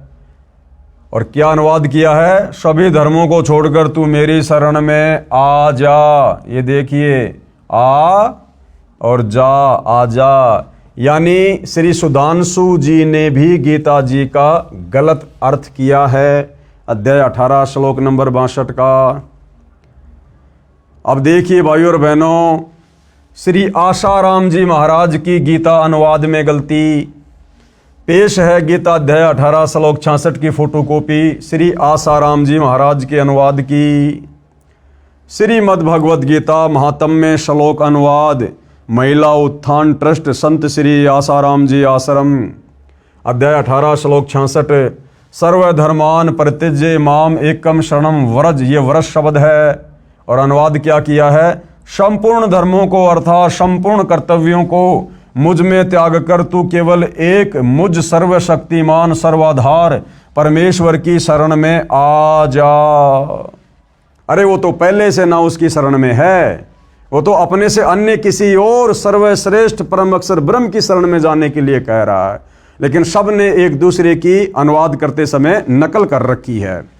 तो श्री आसाराम जी के द्वारा किया गया अनुवाद भी गलत है, रॉन्ग है। श्री अड़गड़ानंद जी महाराज की गीता अनुवाद में गलती। भाई और बहनों, इनके तो नाम से साबित हो जाता है कि श्री अड़गड़ानंद जी महाराज ने तो गीता के अध्याय 18 श्लोक 66 का अनुवाद करते समय अपना अड़ंगा अड़ाना ही अड़ाना था। पेश है गीता अध्याय 18 श्लोक 66 की फोटोकॉपी श्री अड़गड़ानंद जी महाराज के अनुवाद की। श्रीमद् भगवद गीता यथार्थ गीता मानव धर्मशास्त्र कहाँ से प्रकाशित है? आपकी आंखों के सामने है। अध्याय 18 श्लोक 66। सर्वधर्मान परित्यज्य माम एकम शरणम व्रज, ये व्रज शब्द है। क्या अर्थ किया है? संपूर्ण धर्मों को त्याग कर, अर्थात मैं ब्राह्मण श्रेणी का करता हूँ या शूद्र श्रेणी का, क्षत्रिय हूँ अथवा वैश्य, इसके विचार को त्याग कर केवल एक मेरी अनन्य शरण को प्राप्त हो। बताओ, उसी की शरण में आने को कह रहा है। अरे वो पहले से उसकी शरण में ना है भाई। मैं तुझे संपूर्ण पापों से मुक्त कर दूंगा, तू शोक मत कर। सब ने एक दूसरे की कॉपी पेस्ट कर रखी है। ये देखिए हंसादेश पंथ वालों की गीता अनुवाद में गलती। हंसादेश पंथ वालों की गीता अनुवाद में गलती। हंसादेश वाले कौन? श्री सतपाल जी महाराज। पेश है हंसादेश वाले पंथ श्री सतपाल जी महाराज व श्री प्रेम रावत जी, ये दोनों भाई हैं। प्रेम रावत जी महाराज के आश्रम से अनुवादित गीता अध्याय 18 श्लोक 66 की फोटोकॉपी। श्रीमद् भगवद गीता मानव उत्थान सेवा समिति पंजाबी बाग नई दिल्ली अध्याय 18 श्लोक 66। सर्वधर्मान परित्यज्य माम एकम शरणम व्रज, ये व्रज शब्द है। और क्या अनुवाद किया है? सर्वधर्मों के कर्मों को छोड़कर केवल मेरी ही शरण में आ जा। आ जा, जबकि करना चाहिए था चला जा भाई, अपना पीछा छुटवा ले, परम अक्षर ब्रह्म की शरण में चला जा। लेकिन सब ने कॉपी पेस्ट कर रखा है। ये थे हमारे ज्ञानहीन धर्म गुरु, जिनको हम शास्त्रों के प्रकांड विद्वान मानकर और उनके मार्गदर्शन में अपनी आत्मा के कल्याण के लिए दौड़ लगा रहे थे। विशेष पूज्य गुरुदेव भगवान क्या कह रहे हैं? उपरोक्त परमाणु से स्पष्ट है कि मेरे यानी लेखक के यानी सतगुरु रामपाल जी के अतिरिक्त किसी को भी गीता का ज्ञान नहीं है। भाई ब्रह्मा विष्णु महेश को भी नहीं है, 33 करोड़ देवी देवताओं को भी नहीं है, ऋषियों को भी ज्ञान नहीं था। ये ज्ञान देने के लिए सतलोक से चलकर स्वयं वो परम अक्षर ब्रह्म सत्य पुरुष कबीर देव तत्वदर्शी संत की भूमिका करता है। और निसंदेह वर्तमान में वह तत्वदर्शी संत सतगुरु रामपाल जी हैं। सब ने शब्दों के अर्थों का अनर्थ करके ज्ञान का अज्ञान बनाकर जनता को भ्रमित कर रखा है। और यही कारण है भाई और बहनों, इतनी भक्ति करते करते, इतनी साधना करते करते बेचारे श्रद्धालु, कोई पैदल यात्रा कर रहा है, कोई बेचारा एक पैर पर खड़ा होकर तपस्या कर रहा है, कोई कावड़ लेकर आ रहा है, कोई अन्य प्रकार की घोर साधनाएं कर रहा है, कोई व्रत कर रहा है, कोई तीर्थों पर जा रहा है, कोई मंदिरों में मस्जिदों में जा रहा है। उसके बावजूद भी भाई और बहनों उनके कार्य सिद्ध नहीं हो रहे।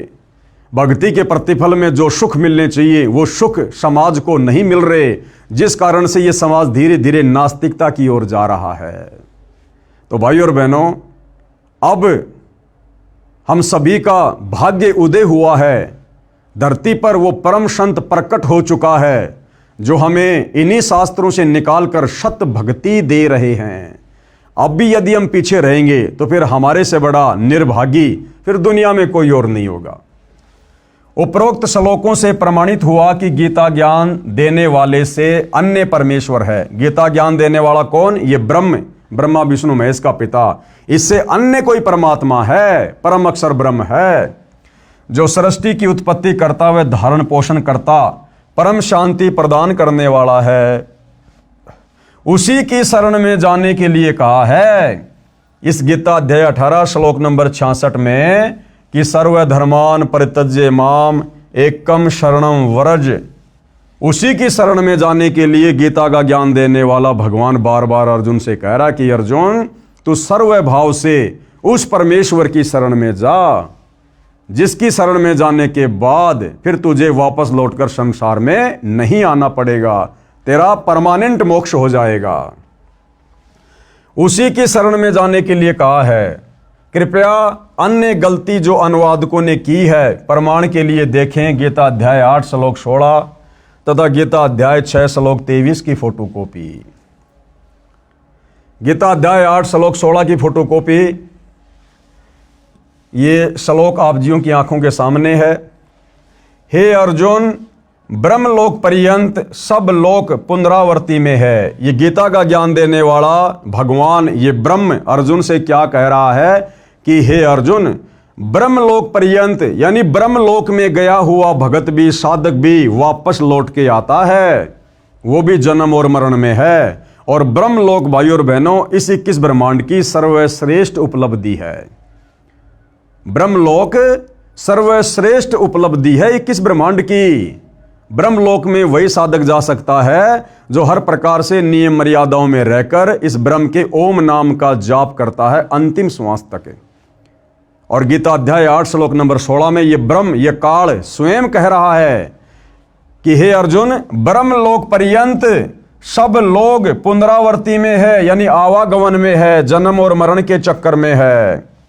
परंतु हे कुंती पुत्र, मुझको प्राप्त होकर पुनर्जन्म नहीं होता। ये हमारे अनुवादकों ने गलत अर्थ कर दिया कि हे अर्जुन, मुझ ब्रह्म को प्राप्त होकर फिर पुनर्जन्म नहीं होता, जबकि ये ब्रह्म तो कई बार अध्याय 12 श्लोक 2, अध्याय 2 श्लोक 10, अध्याय 4 श्लोक 5 और 9 में कह चुका है कि अर्जुन, मेरी उत्पत्ति को ये देवता नहीं जानते।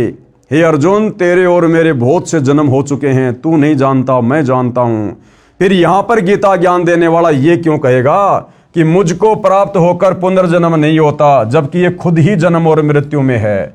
तो यहां पर गीता अनुवादकों ने इस श्लोक का अर्थ गलत किया है। इसका यथार्थ अनुवाद आप जी पहले सतगुरु रामपाल जी के कर कमल से लिखा हुआ देख चुके हैं। गीता अध्याय 6 श्लोक 23 में इसी अनुवादक ने विधात शब्द का अर्थ जानना किया है। विधात का अर्थ जानना।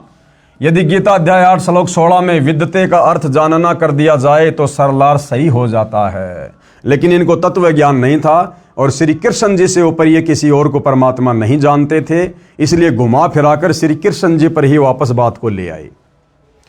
गीता अध्याय 6 श्लोक 23 की फोटोकॉपी। ये श्लोक आप जियों की आंखों के सामने है। क्या कहा गया है? दुख रूप संसार के संयोग से रहित तथा जिसका नाम योग है उसको जानना चाहिए। वह योग यानी भक्ति न उकताते हुए अर्थात धैर्य और उत्साह युक्त चित्त से निश्चय पूर्वक करना कर्तव्य है। गीता अध्याय 15 श्लोक 17 में उसी परम अक्षर ब्रह्म का वर्णन है। गीता अध्याय 15 श्लोक 17 में उसी परम अक्षर ब्रह्म का वर्णन है कि उत्तम पुरुष तू अन्य परमात्मा इति उदाहरते। गीता ज्ञानदाता ने कहा है उत्तम पुरुष तू अन्य यानी पुरुषोत्तम यानी सर्वश्रेष्ठ प्रभु तो मेरे से अन्य ही है। जो परमात्मा इति उदाहरते यानी परमात्मा इस प्रकार कहा गया है, ये यानी जो लोकत्रयम यानी तीनों लोक में आविष्य यानी प्रवेश करके विभर्ति यानी सबका धारण पोषण करता है तथा अव्यय यानी अविनाशी ईश्वर यानी वो परमेश्वर है। ध्यान रहे गीता अध्याय 8 श्लोक 8, 9, 10, 20 व 23 में तथा गीता अध्याय 18 श्लोक 61, 62 तथा 66 में भी इसी परम अक्षर ब्रह्म की महिमा है। कहा है कि जो परम अक्षर ब्रह्म यानी कबीर देव सत्य पुरुष सर्वस्य धातारम यानी सबका धारण पोषण करने वाला है, उस परमम दिव्यम पुरुषम यानी परम दिव्य पुरुष यानी सच्चिदानंद घन ब्रह्म परमेश्वर को भजता है, उसी को प्राप्त होता है। जो गीता ज्ञानदाता से उत्तम है, श्रेष्ठ है, यानी पुरुषोत्तम है, पुरुषों में यानी भगवानों में उत्तम है, श्रेष्ठ है, वह तो अन्य है। यानी गीता ज्ञानदाता अपने से अन्य पुरुषोत्तम की यहां पर बात कर रहा है, परमेश्वर की बात कर रहा है कि वो उत्तम पुरुष जो तीनों लोकों में प्रवेश करके सबका धारण पोषण करता है, वो तो मुझ गीता ज्ञान देने वाले ब्रह्म से अन्य है। गीता ज्ञान देने वाले ने गीता अध्याय 18 श्लोक 62 में उसी परम अक्षर ब्रह्म की शरण में जाने को कहा है। यानी भाइयों और बहनों, बार बार गीता का ज्ञान देने वाला हिंदू भाई बहन जिसे श्री कृष्ण मानते हैं, विद्वान जिसको ब्रह्म कहते हैं, वो बार बार यही कह रहा है कि भैया गधा कुत्ता शोर बनना है, नरक भोगना है, कष्ट भोगने हैं, तो भैया मेरे ओम नाम की साधना कर ले, या नीचे के देवी देवताओं की साधना कर ले, भैया तेरी मर्जी। और अगर तुझे परम शांति चाहिए, जन्म मरण से छुटकारा चाहिए, सतलोक में जाना है, तो भैया उस परम अक्षर ब्रह्म की भक्ति कर ले। और उस परम अक्षर ब्रह्म की भक्ति तुझे तत्वदर्शी संत बताएगा, उसकी शरण में जा। इसके अलावा और कोई ऑप्शन धरती पर नहीं है। उस परम अक्षर ब्रह्म की भक्ति का मंत्र गीता अध्याय 17 श्लोक 23 में बताया है। अब उस परम अक्षर ब्रह्म सत्य पुरुष कबीर देव की भक्ति का, उसके सतलोक में जाने का मंत्र गीता अध्याय 17 श्लोक नंबर 23 में बताया है। ओम तत् सत इति निर्देश ब्रह्मण त्रिविध समर्थ। कहा है कि ओम तत् सत इति निर्देश, यानी केवल ये 3 मंत्र के जाप का ही निर्देश है। ओम तत् सत, ये ओम तो सीधा सीधा भाइयों और बहनों गीता ज्ञान देने वाले काल ब्रह्म का है, जो आपने पहले गीता अध्याय 8 श्लोक नंबर 13 में पढ़ा। खुद ये ब्रह्म कह रहा है कि ओम इति एक अक्षर माम ब्रह्म अनुस्मरण ये परियाति तजन देहम सयाति परमाम गतम। कि भाई अर्जुन, मेरे ब्रह्मलोक में जाने का मैं जितना तुझे सुख दे सकता हूं थोड़े बहुत समय के लिए, उसके लिए मेरी भक्ति का केवल एक ओम मंत्र है। उस ओम मंत्र का जाप करके तो भाई मेरे ब्रह्मलोक में आ सकता है, लेकिन मेरा ब्रह्मलोक भी परमानेंट नहीं है, उसका भी विनाश होता है। और ब्रह्मलोक में रहने वाले साधक का भी विनाश होता है, वो भी जन्म और मृत्यु में आता है। तो ये ओम तो सीधा सीधा गीता का ज्ञान देने वाले इस ब्रह्म का मंत्र है। ये तत् और सत, ये उस परम अक्षर ब्रह्म का मंत्र है, सतलोक जाने का मंत्र है। लेकिन कोई भाई ओम तत् सत करने लग जाए, ये कोई भक्ति नहीं है, ये कोई मंत्र नहीं है। ओम तो सीधा सीधा इस ब्रह्म का मंत्र है। तत् और सत ये सांकेतिक है। ये तत् का मतलब क्या है, इस तत् के अंदर कौन कौन से मंत्र हैं, सत के अंदर कौन कौन से मंत्र हैं, ये जानकारी भाई तत्वदर्शी संत देगा। इसीलिए तो कहा गीता ज्ञानदाता ने कि भैया मुझे तो तत्व ज्ञान नहीं है, मुझे ओम तत्सत की पूर्ण जानकारी नहीं है। उसके लिए गीता अध्याय 4 श्लोक नंबर 34 में खुद गीता ज्ञान देने वाला ब्रह्म कह रहा है कि तू तत्वदर्शी संतों की खोज कर, भली भांति उनको दंडोत प्रणाम कर, कपट छोड़कर सरलता पूर्वक व्यवहार कर, दंडोत प्रणाम कर, फिर वो तत्वदर्शी महात्मा तुझे तत्व ज्ञान का उपदेश करेगा। तब तुझे पता चलेगा कि ओम तत्सत का रहस्य क्या है, ये ओम तत्सत मिलकर फिर क्या मंत्र बनता है और किस विधि से इसका जाप किया जाता है। कहा है कि ओम तत्सत इति निर्देश ब्रह्मणे त्रिविध समर्थे। ब्रह्मणे यानी उस पूर्ण ब्रह्म परमात्मा अक्षर पुरुष की भक्ति करने का मंत्र, उसको सुमरण करने का मंत्र।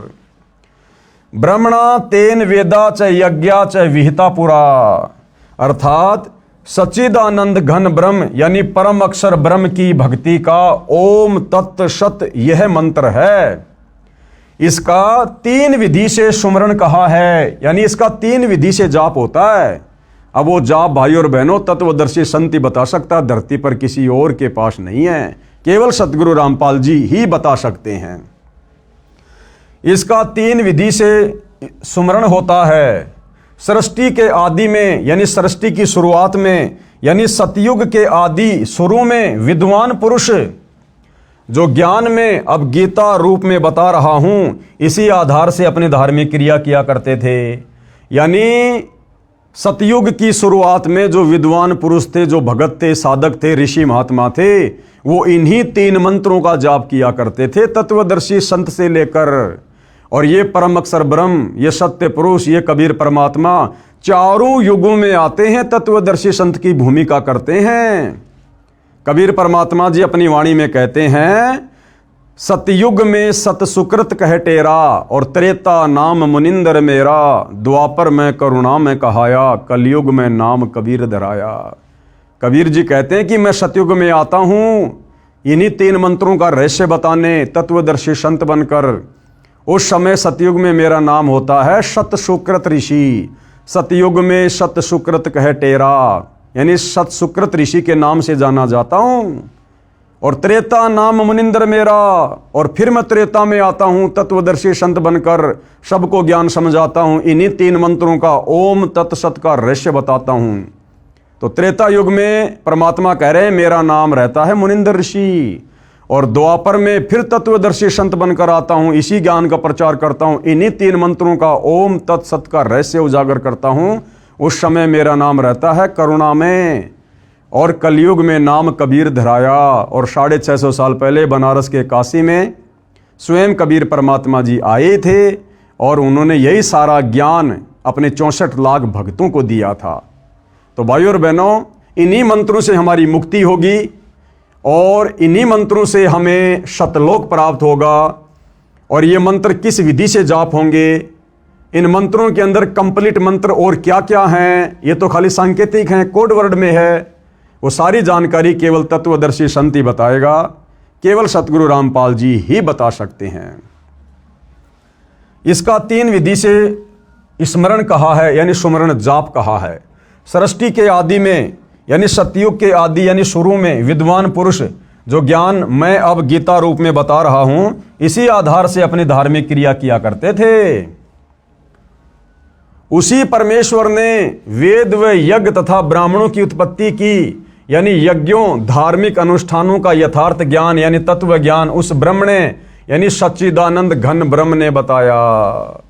यानी भक्ति में हर प्रकार से धर्म कर्म की जानकारी, यज्ञों की जानकारी, वह परम अक्षर ब्रह्म स्वयं ही हर युग में तत्वदर्शी संत की भूमिका निभाते हुए हम जीवों को बताते हैं। और जो इस आधार से भक्ति करता है, वही आत्मा यहां पर भक्ति के सर्व लाभ प्राप्त करता है, जिसका विशेष प्रमाण गीता अध्याय 4 श्लोक 32 में है। एवं बहुविधा यज्ञा वितता ब्रह्मणे मुखे, कर्म जान विधि तान सर्वान एवं ज्ञात्वा विमोक्षे। अर्थात ब्रह्मणे यानी सच्चिदानंद घन ब्रह्म, यानी कबीर परमात्मा। सच्चिदानंद घन ब्रह्म का मतलब है कबीर जी, परम अक्षर ब्रह्म, उत्तम पुरुष। अर्थात सच्चिदानंद घन ब्रह्म यानी परम अक्षर ब्रह्म ने मुखे यानी अपने मुख कमल से जो वाणी बोली, उस वाणी में बहुत प्रकार के यज्ञ यानी धार्मिक अनुष्ठानों की जानकारी दी है। जो साधना बताई है वह कर्म करते करते की जा सकती है, यानी कार्य करते करते ये भक्ति की जा सकती है। इस भक्ति को करने के लिए जंगल में जाने की, गुफाओं में बैठने की, अन्य कोई हट करने की, तपस्या करने की, व्रत करने की, पैदल जाने की कोई आवश्यकता नहीं है। जो सत भक्ति परम अक्षर ब्रह्म तत्वदर्शी संत का रूप धारण करके हमें इस पृथ्वी पर बताते हैं, ये बहुत ही सरल और सहज भक्ति है। नाम उठत नाम बैठत नाम सोवत जाग बे, नाम खाते नाम पीते नाम शेती लाग बे। अपना कार्य करते करते हम ये भक्ति कर सकते हैं। माता बहनें झाड़ू निकालते निकालते, खाना बनाते बनाते उन मंत्रों का जाप कर सकती हैं। किसान खेत में हल चलाते चलाते, मजदूर अपनी मजदूरी करते करते इन मंत्रों का जाप कर सकता है। ड्राइवर गाड़ी चलाते चलाते इन मंत्रों का मन ही मन में जाप कर सकता है। ये इतनी आसान और इतनी सरल भक्ति है। ना इसमें विशेष कोई पहनावे की जरूरत है, ना विशेष कोई खान पान की जरूरत है, ना विशेष कोई आसन लगाने की जरूरत है। बहुत ही सहज भक्ति है। वह सूक्ष्म वेद यानी तत्व ज्ञान है, उसको जानकर तू कर्म बंधन से सर्वदा मुक्त हो जाएगा, यानी पूर्ण मोक्ष प्राप्त करेगा। यानी इस 21 ब्रह्मांड के स्वामी काल ब्रह्म ने हमारे ऊपर जो दुनिया भर के ये कर्म बंधन लगा रखे हैं, हमें इन कर्मों के बंधनों में जकड़ रखा है। इस भक्ति के करने से ही हम इस काल के द्वारा लगाए गए कर्म बंधनों से सर्वदा मुक्त हो सकते हैं। अन्य जितनी भी साधनाएं संसार में प्रचलित हैं, उन साधनाओं से हम उल्टा कर्म बंधनों में जकड़े जाएंगे। सावधान, पूज्य गुरुदेव भगवान हमें सावधान कर रहे हैं कि भाई सावधान रहना। गीता अध्याय 4 श्लोक 32 में ब्रह्मण्य शब्द है। इसका अर्थ मेरे अतिरिक्त यानी सतगुरु रामपाल जी के अतिरिक्त सभी गीता जी के अनुवादकों ने गलत किया है। ब्रह्मण्य का अर्थ वेद किया है, यानी गीता का अनुवाद करने वाले सभी अनुवादकों ने इस ब्रह्मण्य शब्द का अर्थ किया है वेद, जबकि ब्रह्मण्य शब्द का अर्थ होता है सच्चिदानंद घन ब्रह्म। जबकि इन्हीं अनुवादकों ने गीता अध्याय 17 श्लोक 23 में ब्रह्मण्य शब्द का अर्थ सच्चिदानंद घन ब्रह्म यानी परम अक्षर ब्रह्म किया है, जो सही है। यानी 17 के 23 में तो इन्होंने सही अर्थ कर दिया और बाकी जगह इन अनुवादकों ने ब्रह्मण्य शब्द का गलत अर्थ कर दिया, जिससे श्लोक का अर्थ अनर्थ हो गया। इससे सिद्ध हुआ कि सूक्ष्म वेद यानी संपूर्ण अध्यात्म ज्ञान, जिसे तत्व ज्ञान कहा जाता है, वह परम अक्षर ब्रह्म ने कहा है और वर्तमान में वह तत्व ज्ञान सतगुरु रामपाल जी कह रहे हैं। ध्यान रहे, गीता ज्ञान देने वाले को उस तत्व ज्ञान की जानकारी नहीं है। अब बताओ, जब गीता का ज्ञान देने वाले इस ब्रह्म को भी तत्व ज्ञान की जानकारी नहीं है, बाकी 21 ब्रह्मांड में भाई फिर दुर्गा इस काल के नीचे है, उसको कहां से तत्व ज्ञान होगा? दुर्गा से उत्पन्न तीनों उसके पुत्र ब्रह्मा विष्णु महेश, उनको कहां से तत्व ज्ञान होगा? ब्रह्मा जी से चारों वेद लेकर मनु ने आगे समाज में उतार दिए, बताओ फिर मनु को कहां से तत्व ज्ञान हो जाएगा? फिर ये वर्तमान के आचार्य शंकराचार्य संत महंत कथावाचक जिन्होंने धर्म को धंधे में तब्दील कर दिया, भला फिर इनको कहां से तत्व ज्ञान हो जाएगा? तो भाइयों और बहनों, विचारणीय विषय है। जो तत्व ज्ञान 21 ब्रह्मांड के नकली भगवान इस काल ब्रह्म को जो गीता का ज्ञान दे रहा है, इसको भी नहीं है, तो फिर सतगुरु रामपाल जी कौन है जो तत्व ज्ञान दे रहे हैं इसी के 21 ब्रह्मांड में आकर? ये स्वयं परम अक्षर ब्रह्म है, सत्य पुरुष है, सच्चिदानंद घन ब्रह्म है, कबीर देव है, जो तत्वदर्शी संत की भूमिका में आज हमारे समक्ष प्रकट हैं। भाई मौका है, फायदा उठाया जाए तो उठा लेना। ध्यान रहे, गीता ज्ञान देने वाले को उस तत्व ज्ञान की जानकारी नहीं है, इसीलिए तो गीता अध्याय 4 श्लोक 34 में किसी तत्वदर्शी संत से जानने को कहा है। अगर गीता के ज्ञान देने वाले ब्रह्म को तत्व ज्ञान होता तो गीता अध्याय 4 श्लोक नंबर 34 में अर्जुन को यह नहीं कहता कि अर्जुन उस तत्व ज्ञान की जानकारी के लिए तो किसी तत्वदर्शी संत की खोज कर ले। अगर इसको खुद को तत्व ज्ञान होता, एक श्लोक और बोल देता। कौन सा स्याही कम पड़ रही थी, कौन सा जो है कागज की कमी पड़ रही थी, लेकिन इसके पास भी वो कंप्लीट तत्व ज्ञान नहीं है। इसीलिए तो तत्वदर्शी संत की शरण में जाने के लिए अर्जुन को कह रहा है। इसीलिए तो गीता अध्याय 4 श्लोक 34 में किसी तत्वदर्शी संत से जानने को कहा है। सूक्ष्म वेद मुझ दास यानी रामपाल दास के पास है। ये तत्व ज्ञान, ये 5वें वेद का ज्ञान केवल वर्तमान में पृथ्वी पर एकमात्र तत्वदर्शी संत सतगुरु रामपाल जी के पास है, जिसमें लिखा है कि परम अक्षर ब्रह्म यानी सत्य पुरुष ने यह तत्व ज्ञान सूक्ष्म वेद यानी गीता ज्ञान दाता क्षर पुरुष यानी क्षर ब्रह्म, जिसे काल ब्रह्म भी कहा जाता है, के अंतःकरण यानी आत्मा में भेजा था, ईमेल किया था। भाइयों और बहनों, आध्यात्मिक साइंस सबसे सुप्रीम साइंस है। हमारी यहाँ की साइंस तो 3rd ग्रेड की है। यहाँ की साइंस से लाखों गुना उत्तम साइंस तो देवताओं की है, और देवताओं से भी अरबों खरबों ज्यादा उत्तम साइंस बढ़िया परम अक्षर ब्रह्म की है, सतलोक में है। तो परमेश्वर ने जब इस काल ब्रह्म को दुर्गा समेत और हम सभी आत्माओं समेत सतलोक से निष्कासित कर दिया था 21 ब्रह्मांडों सहित, उसके बाद परमेश्वर जी ने ये सूक्ष्म वेद वाला ज्ञान इस काल ब्रह्म ज्योति निरंजन के अंतःकरण में डाल दिया था। अंतःकरण में एक आध्यात्मिक साइंस है भाइयों और बहनों, धीरे धीरे समझ में आएगी जब हम सतगुरु रामपाल जी के सत्संग सुनना शुरू करेंगे।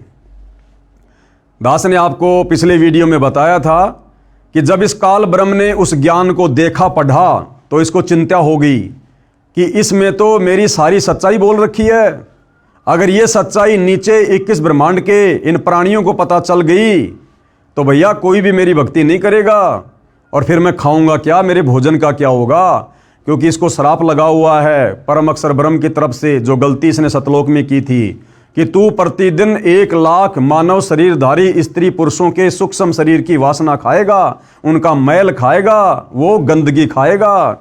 इसलिए अपने भोजन के लिए, अपनी भूख शांत करने के लिए इसकी मजबूरी बन गई भाइयों और बहनों हमें मनुष्य जन्म देना। और ये किसी के सामने प्रकट नहीं होता, इसका विकराल चेहरा है, काल इसका नाम है, इसकी भुंडी शकल बताई गुरुदेव भगवान ने। इसलिए ये अपने तीनों पुत्रों ब्रह्मा विष्णु महेश को भी दर्शन नहीं देता, उनसे भी छुपकर 21वें ब्रह्मांड में ब्रह्मलोक में रहता है, और अपने तीनों पुत्रों ब्रह्मा विष्णु महेश को मूर्ख बना रखा है। इन्हीं के माध्यम से अपने भोजन की व्यवस्था करवा रहा है। श्री ब्रह्मा जी से रजोगुण के प्रभाव से जीवों की उत्पत्ति करवाता है, और श्री विष्णु जी से सतोगुण के प्रभाव से एक दूसरे को मोह माया में जकड़ के रखता है घर परिवार में, और श्री शंकर जी के तमोगुण के प्रभाव से आपस में मन मुटाव करवा के, लड़ाई झगड़ा करवा के, एक्सीडेंट करवा के हमारी मृत्यु करवा देता है। और अपने भोजन की इस प्रकार से इसने व्यवस्था कर रखी है। तो जब उस परम अक्षर ब्रह्म ने, सत्य पुरुष ने, कबीर देव ने जब इसको सतलोक से बाहर निकाला था, उसके बाद इसके अंतःकरण में ये सारा का सारा ज्ञान फीड कर दिया।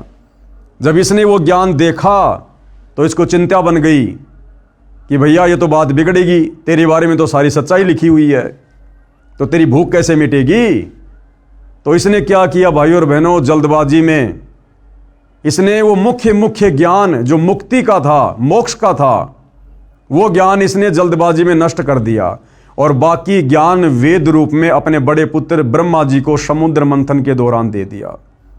ब्रह्मा जी ने वो ज्ञान आगे अपने वंशजों को दे दिया, मनु को दे दिया, मनु ने फिर आगे आम समाज में उतार दिया, और फिर आज से लगभग 5,500 वर्ष पहले द्वापर में वेद व्यास जी को दिव्य दृष्टि देकर उस ज्ञान को जो का त्यों वेदों के रूप में लिपिबद्ध करवा दिया, जो वेद आज आम समाज में है। तो गुरुदेव भगवान क्या कह रहे हैं कि वो सूक्ष्म वेद वाला ज्ञान, जो ज्ञान इन चारों वेदों में नहीं है, जिस ज्ञान को इस काल ब्रह्म ने नष्ट कर दिया था, वो सूक्ष्म ज्ञान देने के लिए वो परम अक्षर ब्रह्म, वो कबीर परमात्मा फिर सतलोक से चलकर स्वयं धरती पर तत्वदर्शी संत के रूप में प्रकट होता है। इसलिए कहा है कि 21 ब्रह्मांड में किसी के पास वो मुक्ति का ज्ञान नहीं है, मुक्ति का मार्ग नहीं है, तत्व ज्ञान नहीं है। अब सतगुरु रामपाल जी क्या कह रहे हैं कि सूक्ष्म वेद मुझदास रामपाल दास के पास है। तो भाइयों और बहनों अब विचार कर लेना सतगुरु रामपाल जी कौन है जिनके पास सूक्ष्म वेद है, सूक्ष्म ज्ञान है। ये स्वयं परम अक्षर ब्रह्म है, जिसमें लिखा है कि परम अक्षर ब्रह्म यानी सत्य पुरुष ने यह तत्व ज्ञान सूक्ष्म वेद गीता ज्ञान दाता क्षर पुरुष, इस काल को क्षर पुरुष भी कहते हैं। क्षर का मतलब होता है नासवान, जिसकी जन्म और मृत्यु होती है। क्षर पुरुष यानी क्षर ब्रह्म, जिसे काल ब्रह्म भी कहा जाता है, इसके अंतःकरण में, इसकी आत्मा में भेजा था, ईमेल किया था, उसने अपने श्वासों द्वारा बाहर निकाल कर पढ़ा। इसने देखा कि इसमें परम अक्षर ब्रह्म का ज्ञान है, यानी सतलोक का ज्ञान है, इसमें तो पूर्ण परमात्मा का भी ज्ञान है, वहां का सुख तथा यहां काल लोक का दुख लिखा है।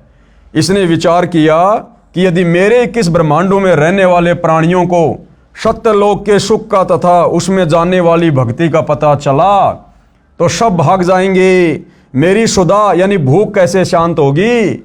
इस डर से इसने वह ज्ञान सूक्ष्म वेद से निकाल दिया और शेष ज्ञान समुद्र में छुपा दिया, जो आगे चलकर इसके बड़े पुत्र ब्रह्मा को प्राप्त हुआ।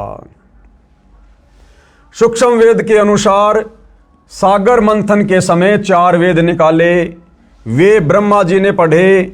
फिर यही वेद ज्ञान काल ब्रह्म ने ब्रह्मा का रूप धारण करके सूर्य देव को बताया। सूर्य देव कौन?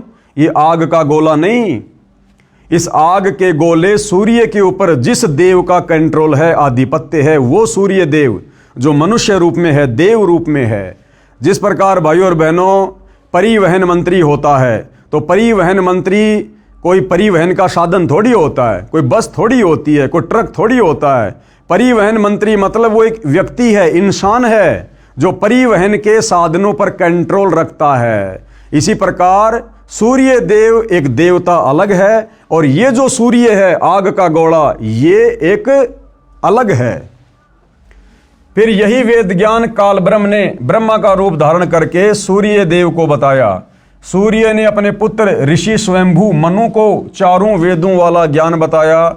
वह सतयुग का समय था। फिर इस काल ब्रह्म ने ब्रह्मा रूप धारण करके सूर्य ऋषि को बताया। गीता अनुसार गीता ज्ञान देने वाले काल ब्रह्म ने वेद ज्ञान सूर्य से कहा। सूर्य ने अपने पुत्र मनु को बताया। मनु ने अपने पुत्र इक्ष्वाकु को बताया। फिर कुछ राज ऋषियों ने सुना। 4 युग, सतयुग जो 17,28,000 वर्ष का है, त्रेता युग जो 12,96,000 वर्ष का समय है, द्वापर युग जो 8,64,000 वर्ष का समय है, और कलयुग जो 4,32,000 वर्ष का समय है। विशेष इससे दास ये सिद्ध करना चाहता है कि जिस समय श्रीमद् भगवत गीता का ज्ञान अर्जुन को बताया, उस समय सतयुग त्रेता युग पूरे जा चुके थे। यानी भाइयों और बहनों, जिस समय इस काल ब्रह्म ने महाभारत के युद्ध में, कुरुक्षेत्र के मैदान में ये गीता जी का ज्ञान बोला था, उससे पहले तो सतयुग 39 लाख वर्ष बीत चुका था। और ये ज्ञान भाइयों और बहनों सतयुग में 1 लाख वर्ष के बाद धीरे धीरे नष्ट होना शुरू हो गया था ये वेद ज्ञान। अब ये बीच में कितना गैप हो गया, लगभग 38 लाख वर्ष तक दुनिया वेदों के अनुसार नहीं बल्कि मनमाना आचरण करती हुई आ रही है। और अब सतगुरु रामपाल जी उसी वेद ज्ञान को, इसी गीता जी के ज्ञान को जब यथार्थ रूप में समाज में उतार रहे हैं, तो लोगों को स्वीकार करने में बड़ी दिक्कत आ रही है, क्योंकि लोग लोक वेद पर ज्यादा आधारित हो गए, कहीं सुनी बातों पर ज्यादा विश्वास करने लग गए, और कहते हैं कि संत रामपाल जी को क्या पता, ये तो कल आए हैं, ये हमारे बड़े बड़े साधु संत महात्मा ऋषि आचार्य शंकराचार्य जैसे चले गए, क्या उनको ज्ञान नहीं था? तो भाइयों और बहनों, किसको कितना ज्ञान था, ये सारी बातें आप जी इन वीडियो में देख रहे हैं। इस पवित्र पुस्तक हिंदू साहिबान नहीं समझे गीता वेद पुराण अपनी आंखों से देख रहे हैं। तो वर्तमान में सतगुरु रामपाल जी को, जो कि ये वेद ज्ञान, ये गीता ज्ञान, ये प्राय लुप्त हो चुका है। लोग शास्त्र विरुद्ध साधना को सत्य मानकर उस पर आरूढ़ हो चुके हैं। अब आम समाज में इस सत्य ज्ञान को उतारने में थोड़ी कठिनाई आ रही है। लेकिन भाइयों और बहनों, ये कलयुग की बिचली पीढ़ी है। सभी को परमात्मा ने अक्षर ज्ञान युक्त कर दिया है, सभी को शिक्षित कर दिया है, सभी सदग्रंथों का अनेक भाषाओं में ट्रांसलेट करवा दिया गया है। बुद्धिमान समाज है और अवश्य इस सच्चाई को स्वीकार करेगा, भले ही थोड़ा समय लगे। इससे दास ये सिद्ध करना चाहता है कि जिस समय श्रीमद् भगवत गीता का ज्ञान अर्जुन को बताया, यानी लगभग 5,500 वर्ष पहले द्वापर में, उस समय सतयुग त्रेतायुग पूरे जा चुके थे तथा द्वापर युग मात्र 100 वर्ष शेष था। वेद ज्ञान काल ब्रह्म ने सूर्य देव को दिया। सूर्य ने अपने पुत्र वैश्वत मनु जी को सतयुग के प्रारंभ में दिया। उस समय पुराणों की रचना नहीं हुई थी, केवल वेदों के ज्ञान के आधार से ऋषिजन साधना करते थे, जिसका प्रमाण गीता अध्याय 17 श्लोक 23 में भी है। कहा है कि सच्चिदानंद घन ब्रह्म के सुमरण का ओम तत्सत 3 मंत्र का जाप है, जो 3 प्रकार से किया जाता है। सृष्टि की आदि में यानी सतयुग की शुरुआत में ब्राह्मण यानी विद्वान भगतजन इसी ज्ञान के अनुसार यज्ञ आदि अनुष्ठान किया करते थे। कृपया ध्यान दें, गीता का ज्ञान वेद ज्ञान से सतयुग के शुरू में ब्रह्मा व मनु को मिला था। उससे 38,87,900 वर्ष पश्चात कहा गया है। यानी भाइयों और बहनों, जो वेद ज्ञान सतयुग की शुरुआत में भगत जन उस वेद ज्ञान के अनुसार भक्ति किया करते थे, वो वेद ज्ञान फिर सतयुग के बाद यानी 38,87,900 साल के बाद अब महाभारत के युद्ध में, कुरुक्षेत्र के मैदान में फिर से गीता जी के रूप में बोला गया। इतने वर्षों के बाद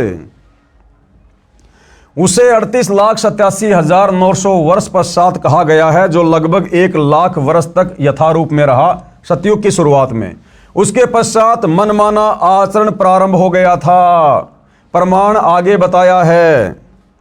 यह भी याद रखें कि गीता अध्याय 4 श्लोक 1 और 2 में गीता ज्ञानदाता ने यानी काल ब्रह्म ने कहा है कि हे अर्जुन, ये अविनाशी योग यानी यह है अविनाशी भक्ति जो जीव को भी अविनाशी बना दे, शाश्वत स्थान सतलोक में बैठा दे। यह अविनाशी योग यानी यथार्थ भक्ति की जानकारी वाला ज्ञान अर्थात वेद ज्ञान मैंने सूर्य से कहा था सतयुग में। सूर्य ने अपने पुत्र मनु से कहा सतयुग में। मनु ने अपने पुत्र इक्ष्वाकु राजा से कहा सतयुग में। उसके बाद यह ज्ञान राज ऋषियों ने परंपरा से जाना, यानी फिर इसमें मिलावट होती चली गई। किंतु बाद में वह योग यानी भक्ति का ज्ञान नष्ट यानी नष्ट हो गया था। यानी ये तत्व ज्ञान, ये वास्तविक वेद वाला ज्ञान है। सतयुग में केवल शुरुआत में 1,00,000 वर्ष तक ठीक ठाक चला। उसके बाद इस ज्ञान में मिलावट होनी शुरू हो गई, इस भक्ति में मिलावट होनी शुरू हो गई। और उस वेद ज्ञान को जो सतयुग में शुरुआत में 1,00,000 वर्ष तक सही चला था, फिर उस ज्ञान को दोबारा से गीता ज्ञान के रूप में द्वापर युग के लास्ट में बोला गया काल ब्रह्म के द्वारा। यानी 38,87,900 साल बाद वही वास्तविक वेद ज्ञान दोबारा महाभारत के युद्ध में कुरुक्षेत्र के मैदान में बोला गया। इस बीच भाई और बहनों 38,00,000 वर्ष तक ये दुनिया शास्त्र विरुद्ध साधना करती आ रही है, वेद ज्ञान के विरुद्ध साधना करती हुई आ रही है। और अब इस ज्ञान को, इस गीता वाले ज्ञान को भी काल प्रेरणा से नकली संतों ने, महर्षियों ने, शंकराचार्यों ने उलझ पुलझ कर दिया है। और अब सतगुरु रामपाल जी उस यथार्थ ज्ञान को, वेदों वाले ज्ञान को, वेदों से ऊपर सूक्ष्म वेद वाले ज्ञान को जब आम समाज में उतारना चाह रहे हैं, तो आत्माएं इतना जल्दी स्वीकार करने को तैयार नहीं हो रही हैं। क्योंकि हमारे साधु संत महात्माओं ने, हमारे धर्मगुरुओं ने हमारे हृदय में लाखों वर्षों से झूठ बोल बोल कर, शास्त्र विरुद्ध ज्ञान दे देकर अज्ञान ठोक दिया। अज्ञान, अब इस अज्ञान को निकालने में भाई और बहनों परमात्मा को थोड़ा समय लग रहा है, लेकिन ये उनके द्वारा निर्धारित किया गया भक्ति का ठीक समय है। कलयुग की बिचली पीढ़ी है। परमेश्वर ने सारे साधन हमें दे दिए और अब ये ज्ञान आत्माएं समझेंगी, पूरा विश्व समझेगा। आने वाले समय में पूरा विश्व सतगुरु रामपाल जी की ही शत भक्ति करेगा, इन्हीं की शरण को अपनाएगा। अन्यथा लोग बहुत ज़्यादा दुखी हो जाएंगे, परेशान हो जाएंगे और अंत में दुखी होकर सतगुरु रामपाल जी की शरण में आने के अलावा दूसरा कोई ऑप्शन पृथ्वी पर किसी के पास नहीं रहेगा। लेकिन जो ज्ञान को आधार बनाकर समय रहते ज्ञान को स्वीकार कर लेंगे तो अच्छा है। अन्यथा भाइयों और बहनों, आप युग परिवर्तन के दौर में जी रहे हैं। 2028 फिक्स है, तबाही मचेगी। कहीं प्राकृतिक आपदाएं, कभी सूखा पड़ेगा, अति वर्षा होगी, अतिवृष्टि होगी, अनावृष्टि होगी, कहीं भूकंप आएगा, कहीं बीमारियां आएंगी, कहीं युद्ध होगा, कहीं गृह युद्ध होगा। तो अंत में यदि सुरक्षा चाहिए तो सतगुरु रामपाल जी की शरण ही एकमात्र विकल्प है।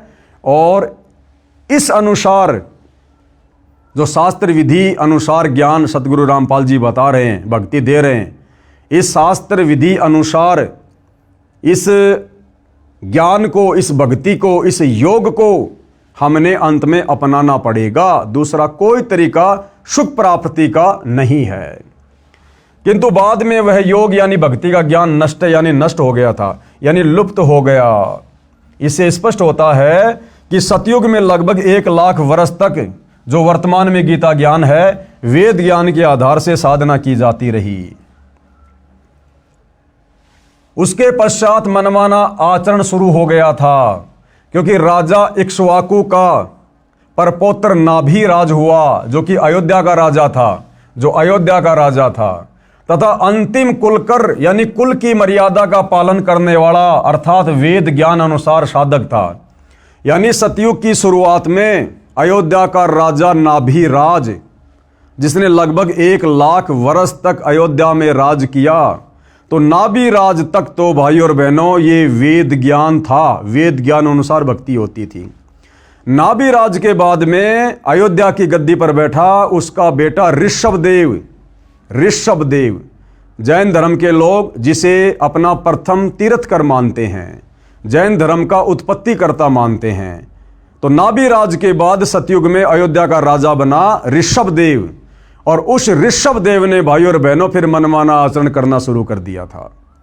उसने फिर भूखा रहकर साधना करना, व्रत करना, मुंह में पत्थर लेकर साधना करना, नंगा रहकर जंगल में जाकर साधना करना। उसने फिर इस वेद ज्ञान के विपरीत साधना शुरू कर दी थी। और उसी समय से यानी सतयुग 1 लाख वर्ष बीतने के बाद से लेकर वर्तमान समय तक, जब तक सतगुरु रामपाल जी ने सन 1994 से वापस ये यथार्थ सत भक्ति देनी शुरू नहीं की थी, तब तक भाई और बहनों ये दुनिया मनमाना आचरण करती हुई आ रही है। क्योंकि राजा इक्ष्वाकु का परपोत्र नाभिराज हुआ, जो अयोध्या का राजा था तथा अंतिम कुलकर यानी कुल की मर्यादा का पालन करने वाला अर्थात वेद ज्ञान अनुसार साधक था। उसके बाद नाभिराज का पुत्र राजा ऋषभदेव हुआ, जो जैन धर्म का प्रथम तीर्थकर हुआ, जिसने शास्त्र विधि त्याग कर मनमाना आचरण करके साधना की, भक्ति की। प्रश्न 6, अब किसी ने सवाल किया है पुराण कैसे बने, कि इन पुराणों की रचना कैसे हुई है। इन पुराणों की रचना भी भाई और बहनों मनमाने तरीके से हुई है, मनमाने तरीके से। पुराणों में भी यथार्थ भक्ति नहीं है। उत्तर कृपया ध्यान दें, यह वेद ज्ञान यानी जो गीता में बताया गया है, सतयुग के प्रारंभ में यानी शुरुआत में, यानी लगभग 1 लाख वर्ष सतयुग बीत जाने के बाद ही समाप्त हो गया था। इसका प्रमाण कहाँ है? इसका प्रमाण है जैन संस्कृति कोश, यानी जैन समाजियों की एक पुस्तक है, जैन संस्कृति कोश नामक पुस्तक, जिसके लेखक हैं प्रोफेसर भागचंद जैन भास्कर, सन्मति प्राच्य शोध संस्थान नागपुर कला एवं धर्म शोध संस्थान वाराणसी। इसके प्रकाशक हैं डॉक्टर प्रेम शंकर द्विवेदी। डॉक्टर भागचंद्र जैन भास्कर के पेज नंबर 176 पर लिखा है कि इक्ष्वाकु के वंश में राजा नाभिराज हुए, उनके पुत्र ऋषभदेव जी हुए, जो अयोध्या के राजा थे। ऋषभदेव राज त्याग कर 1 वर्ष तक निराहार रहे, यानी भूखे रहे, व्रत किया। अब ये व्रत करना ना गीता में है ना वेद में है। तो ये राजा ऋषभदेव से पाखंड इस भक्ति में शुरू हो चुका था, मनमानी भक्ति इन्होंने करनी शुरू कर दी थी। यानी कुछ नहीं खाया, फिर जंगल में चले गए, 1000 वर्ष तक घोर तप किया। अब ये घोर तप करना ना गीता में लिखा है ना वेदों में। गीता जी तो मना कर रही है कि जो साधक तप करते हैं वो शरीर में विराजमान परमात्मा को और शरीर के कमल चक्रों में विराजमान देवताओं को भी दुखी करते हैं। वो तो राक्षस स्वभाव के जान, और उनको तो मैं घोर नरक में डालता हूं। अब बताओ, सतयुग में राजा ऋषभदेव ने उस समय यह तप करना शुरू कर दिया था, वेद विरुद्ध साधना। 1000 वर्ष तक घोर तप किया, जो जैन धर्म के प्रथम तीर्थकर हुए। इसके पश्चात धर्म देशना यानी नाम दीक्षा देने लगे, मनमुखी रूप से नाम देने लगे। और प्रथम नाम उपदेश उस ऋषभदेव ने अपने पुत्र यानी भरत के पुत्र मरीचि को दी। किसको दी? अपने पुत्र भरत के पुत्र मरीचि को दी। इसी मरीचि को वैदिक धर्म का प्रवर्तक माना जाता है। यही आत्मा आगे चलकर जैन धर्म का 24वां तीर्थकर महावीर जैन बना। अब बताओ, ऋषभदेव ने अपने पोते मारीचि को नाम दीक्षा दी, और ऋषभदेव खुद वेद ज्ञान के विरुद्ध साधना करने लग गया था। तो जिसको वो नाम उपदेश देगा वो भी तो वही साधना करेगा वेद विरुद्ध। तो अपने पुत्र मारीचि को उसने प्रथम नाम दिया, और वही मारीचि वाली आत्मा आगे चलकर लाखों वर्ष बाद जैन धर्म का 24वां तीर्थकर महावीर जैन हुआ।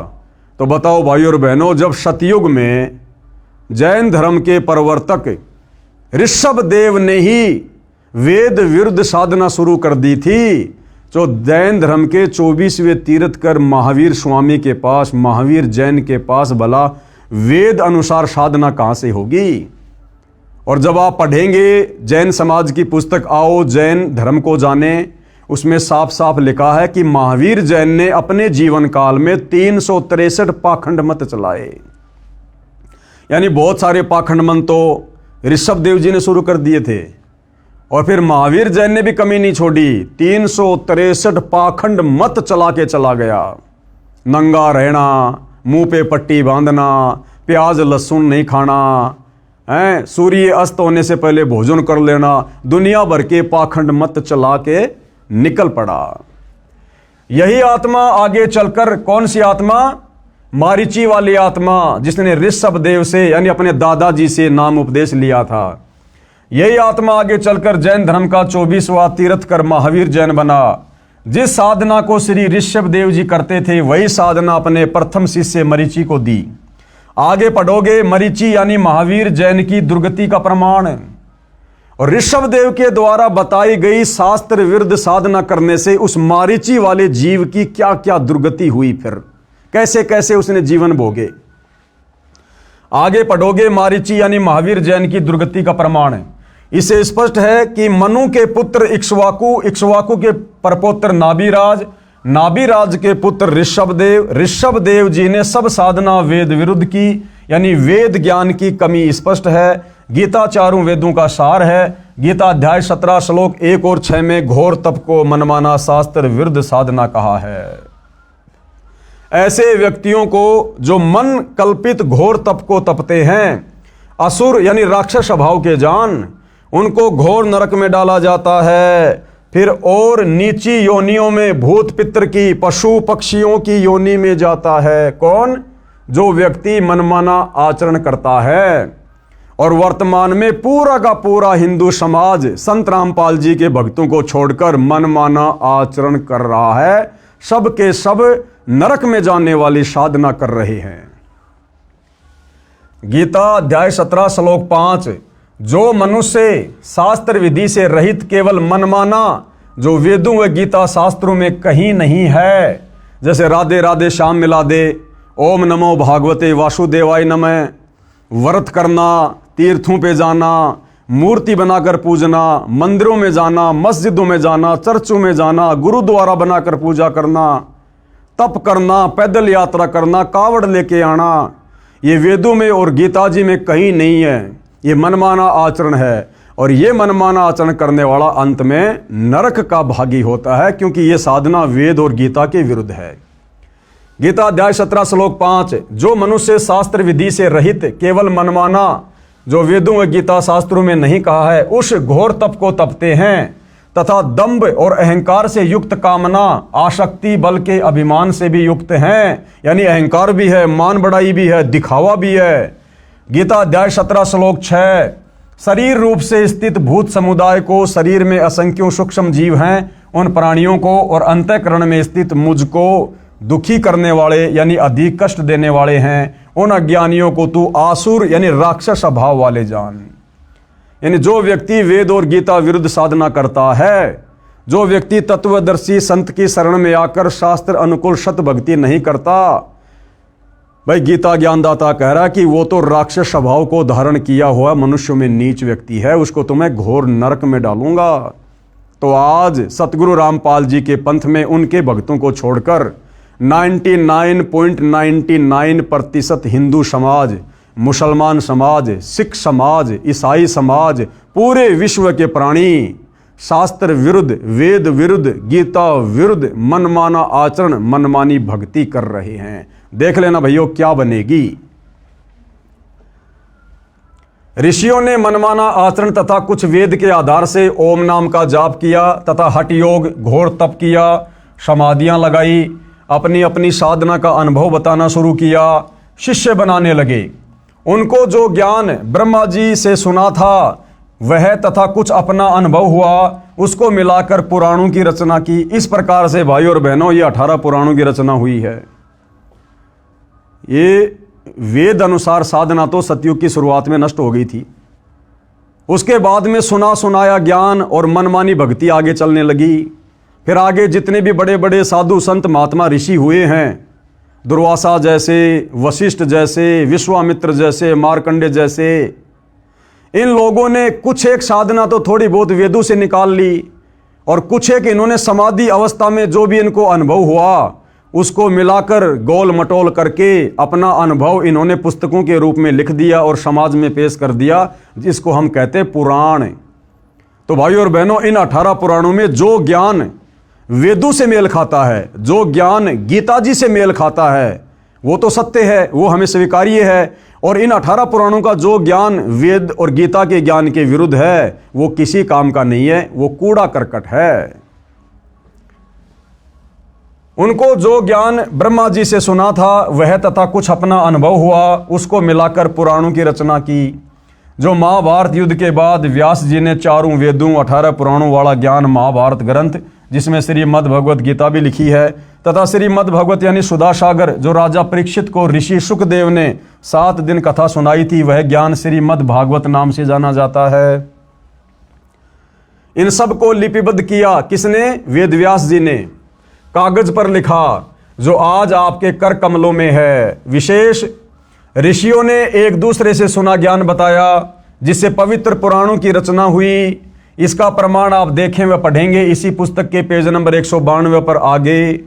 पर जहां शिव महापुराण की विद्वेश्वर संहिता के अध्याय 12 श्लोक 1:54 की फोटोकॉपी लगी है, वक्ता ऋषि सुत जी हैं, जो व्यास ऋषि का शिष्य है। कहा है कि मैंने जैसा व्यास जी से सुना वैसा कहता हूं।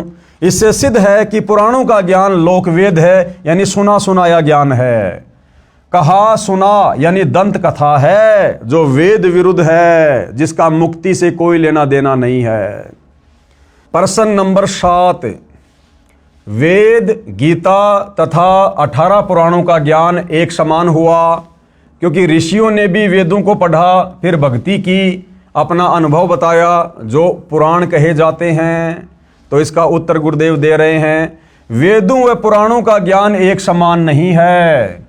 पुराणों में कुछ ज्ञान वेदों का है, शेष ऋषियों के घर का है, जो व्यर्थ है, बेकार है, उनका खुद का अपना अनुभव है। और भक्ति मार्ग में खुद का अनुभव नहीं चलता। उदाहरण दिया गुरुदेव ने, मार्कंडे पुराण का उदाहरण दे रहे हैं गुरुदेव। अध्याय रोचे ऋषि की उत्पत्ति कथा प्रश्न 250 पर कहा है कि एक रुचि ऋषि था जो वेदों को पढ़ता था। उसने विचार किया कि मनुष्य जीवन मोक्ष प्राप्ति के लिए मिला है, कि भाई मानव जन्म दुर्लभ है, ये मिले न बारंबार, जैसे तरवर से पत्ता टूट गिरे फिर बहुर न लगता डार। ये मनुष्य जन्म पूर्ण परमात्मा हमें केवल मोक्ष प्राप्ति के लिए, सत भक्ति के लिए देता है। कि मानव जन्म पाए कर जो नहीं रटे हरि नाम, भाई जैसे कुआं जल बिना फिर बनवाया क्या काम। तो रोचे ऋषि को इस बात का ज्ञान था कि ये जो मनुष्य शरीर है, ये केवल पूर्ण परमात्मा की सच्चे तत्वदर्शी संत से सत भक्ति लेकर मोक्ष करवाने के लिए मिलता है। कि मनुष्य जीवन मोक्ष प्राप्ति के लिए मिला है, इसलिए उसने न विवाह करवाया, न आश्रम का निर्माण किया। वेदों को जैसा समझा उसी अनुसार साधना करता था। उसकी उम्र 40 वर्ष हो गई थी। एक दिन उस ऋषि के पितामह यानी दादा तथा पर पितामह यानी उसका परदादा तथा पर पितामह का पिता यानी 3 दादाजी, एक पिता आकाश में दिखाई दिए। उस रोचे ऋषि के पूर्वज जो मर चुके थे, दादा परदादा उसका दादा, एक दिन उसको आकाश में दिखाई दिए। उससे पहले वो रोचे ऋषि वेदों के अनुसार सत भक्ति कर रहा था, लेकिन उसके पूर्वजों ने जो भूत बने हुए थे, उन्होंने उसको वेद विरुद्ध साधना पर लगा दिया। तथा परपितामह का पिता यानी 3 दादाजी, एक पिता आकाश में दिखाई दिए। बोले, बेटा रुचि, तूने विवाह क्यों नहीं करवाया? हमारे श्राद्ध कर्म पिंडदान क्यों नहीं कराया? बेटा हम पितर बने हैं, हमारे कर्मकांड करो। क्योंकि रोचे ऋषि के दादा ने परदादा ने वेद विरुद्ध साधना की, मनमाना आचरण किया और फिर वो भूत बन गए, प्रेत बन गए, पितर बन गए, कष्ट भोग रहे थे। तो वो सारे के सारे रोचे ऋषि को दिखाई दिए और उसको क्या कहा कि बेटा रुचि, तूने विवाह क्यों नहीं करवाया, हमारे श्राद्ध कर्मकांड पिंडदान क्यों नहीं कराए, जबकि वेदों में और गीता में ये पाखंड करने के लिए कोई आदेश नहीं है। बेटा हम पितर बने हैं, भाई सत भक्ति करते, पितर क्यों बने, हमारे कर्मकांड करो। रुचि ऋषि बोला, हे पिता, हे पितामहे, वेद में कर्मकांड को अविद्या कहा है, यानी मूर्खों का कर्म बताया है वेदों में। श्राद्ध निकालना, पितर पूजना, यानी मूर्खों का कर्म बताया है, ये नहीं करना चाहिए। पितर बोले, बेटा ये सत्य है। वो पितर क्या कह रहे हैं कि बेटा रुचि, बिल्कुल वेदों में ऐसा ही लिखा है कि श्राद्ध नहीं निकालने चाहिए, ये पितर पूजा नहीं करनी चाहिए, कोई भी कर्म कांड नहीं करना चाहिए। पितर बोले, बेटा ये सत्य है कि वेदों में कर्मकांड यानी भूत पूजा, पितर पूजा, देव पूजा को अविद्या यानी मूर्खों की साधना कहा है। आप जिस मार्ग पर लगे हो, वो पूर्वज कहने लगे कि बेटा रुचि, आप जिस मार्ग पे लगे हो ना, जो वेदों के अनुसार साधना कर रहे हो, यह मोक्ष मार्ग है। बेटा हम बहुत दुखी हैं, हमारा कर्मकांड कर, विवाह करवाओ। चारों पितर भी ऋषि थे, इन्होंने वेद विरुद्ध भक्ति की, जिस कारण से पितर योनि में कष्ट उठा रहे थे, अपना जीवन नष्ट किया, अपने बच्चों को सुमार्ग छुड़वाकर, यानी रोचे ऋषि जो वेदों के अनुसार साधना कर रहा था, सुमार्ग पर लगा हुआ था, उन पितरों ने अपने उस बच्चे का सुमार्ग छुड़वाकर कुमार्ग में धकेल दिया। उसको डरा के, धमका के, लोभ लालच दे के कि पितर तेरा ये भला कर देंगे, पितर तेरा ये कर देंगे। और गुरुदेव कहते हैं वो पितर खुद तो भूखे मर रहे हैं, बता रुचि ऋषि का भला क्या भला कर देंगे। लेकिन उस वेद अनुसार साधना पर लगे हुए रुचि ऋषि को भी उन पितरों ने भ्रमित कर दिया और वेद विरुद्ध साधना पर लगा दिया, कर्मकांड में लगा दिया। रुचि ऋषि ने विवाह करवाया, एक पुत्र हुआ, उसका रोचे नाम रखा। अब इस कथा का क्या सार है, गुरुदेव हमें वो समझाना चाहते हैं। इस कथा का सार क्या है? रुचि ऋषि ने कहा कि कर्मकांड यानी पितर पूजा, भूत पूजा, देव पूजा को वेदों में गलत बताया है। पितर भी ऋषि थे, वेद याद कर रखे थे, पढ़ते भी थे, वे तुरंत मान गए कि वेद में ऐसा ही लिखा है। यह जो वेद ज्ञान है ये वेदों से लिया सत्य है, परंतु कर्मकांड ऋषियों के घर का है। ये ऋषि क्या करते थे, ज्ञान तो वेदों का बताते थे, लेकिन ये कर्मकांड अपनी तरफ से करवाते और करते थे। ये वेदों से लिया सत्य है, परंतु कर्मकांड ऋषियों के घर का है, नरक का मार्ग है, ये हमने नहीं करना है। गीता अध्याय 9 श्लोक 25 में वेद ज्ञान इस प्रकार है। अब भाइयों और बहनों, गीता अध्याय 9 श्लोक नंबर 25 में ये पितर पूजने के विषय में, भूत पूजने के विषय में, श्राद्ध निकालने के विषय में क्या दिशा निर्देश हैं। देवताओं को पूजने वाले देवताओं को प्राप्त होंगे, यानी जो लोग देवी देवताओं की पूजा करते हैं, जिन देवी देवताओं की पूजा करने के लिए गीता जी मना कर रही है, गीता अध्याय 7 श्लोक नंबर 12 से 15 में वेद मना कर रहे हैं, तो जो व्यक्ति देवी देवताओं की पूजा करेगा, मरने के बाद वो देवी देवताओं के लोक में चला जाएगा और उनका नौकर बनेगा, थोड़े बहुत समय रहेगा, फिर नरक में ठोक दिया जाएगा। और पितरों को पूजने वाले यानी श्राद्ध निकालने वाले, पिंडदान आदि करने वाले, ये पितरों को प्राप्त होंगे, यानी जहां उनके पूर्वज बैठे हुए हैं वो भी वहीं जाकर पितर बन जाएंगे, अपना जीवन बर्बाद करेंगे, यानी पितर बनते हैं। और भूतों को पूजने वाले यानी 13वीं महीना वाली क्रिया, अस्थि उठाकर गंगा में प्रवाह करना, श्राद्ध आदि करना, भूतों को प्राप्त होते हैं, यानी वो प्रेत बनते हैं। मेरा पूजन करने वाले मुझे प्राप्त होंगे। कौन कह रहा है? काल ब्रह्म कह रहा है कि मेरा पूजन करने वाले मेरे को प्राप्त होंगे। तो काल ब्रह्म की पूजा करने वाला कहाँ जाएगा? उसके ब्रह्मलोक में जाएगा। ब्रह्मलोक में जाने के बाद फिर वो जन्म मरण में आएगा। तो 21 ब्रह्मांड में भाइयों और बहनों काल तक की पूजा से मोक्ष नहीं है। ये सारी बातें कहाँ लिखी है? गीता अध्याय 9 श्लोक नंबर 25 का सारांश है ये। जैन संस्कृति कोश पुस्तक के पेज नंबर 176 पर लिखा है कि राजा नाभिराज अंतिम कुलकर थे, यानी सतयुग में राजा नाभिराज अंतिम राजा थे जो वेदों के अनुसार साधना किया करते थे। कुलकर का अर्थ है जो अपने कुल की मर्यादा के अनुसार धर्म करता था। उसके बाद तो खाली झूठी फीत लगाई थी रामचंद्र जी के नाम के आगे, पुरुषोत्तम पुरुषोत्तम। ये मर्यादा ये तो सतयुग में 1 लाख वर्ष के बाद राजा नाभिराज के बाद समाप्त हो चुकी थी। अयोध्या के राजा नाभिराज थे। नाभिराज इक्ष्वाकु वंशी था, वेदों अनुसार साधना करता था, वह अंतिम था। उसके पश्चात उसके पुत्र ऋषभ देव जी ने वेद के विरुद्ध मनमाना आचरण प्रारंभ किया। 1 वर्ष तक निराहार रहा, यानी भूखा रहा, तथा 1000 वर्ष तक घोर तप किया। इससे सिद्ध हुआ कि ऋषिजन नाभिराज के पश्चात उसी इक्ष्वाकु कुल में ऋषभ देव हुए जो नाभिराज के पुत्र थे। वे उसी समय से ही शास्त्र विधि त्याग कर मनमाना आचरण करने लगे थे, यानी वेदों के विरुद्ध साधना करने लगे थे। इस पुस्तक के लेखक प्रोफेसर भागचंद्र जैन भास्कर जी हैं तथा प्रकाशक है डॉक्टर प्रेम शंकर द्विवेदी व डॉक्टर भागचंद्र भास्कर हैं। इस पुस्तक के पेज नंबर 175 से कुछ अंश इस प्रकार है। इस तरह ऋषभ देव जी के विषय में निष्कर्ष रूप कह सकते हैं, ऋषभ देव के पुत्र मरीचि यानी भरत के पुत्र को पुराण में वैदिक धर्म का प्रवर्तक माना गया है। यही मरीचि जैन परंपरा में आगे चलकर महावीर यानी वर्धमान बना। पेज नंबर 175 से 177 से कुछ अंश जो इस प्रकार हैं।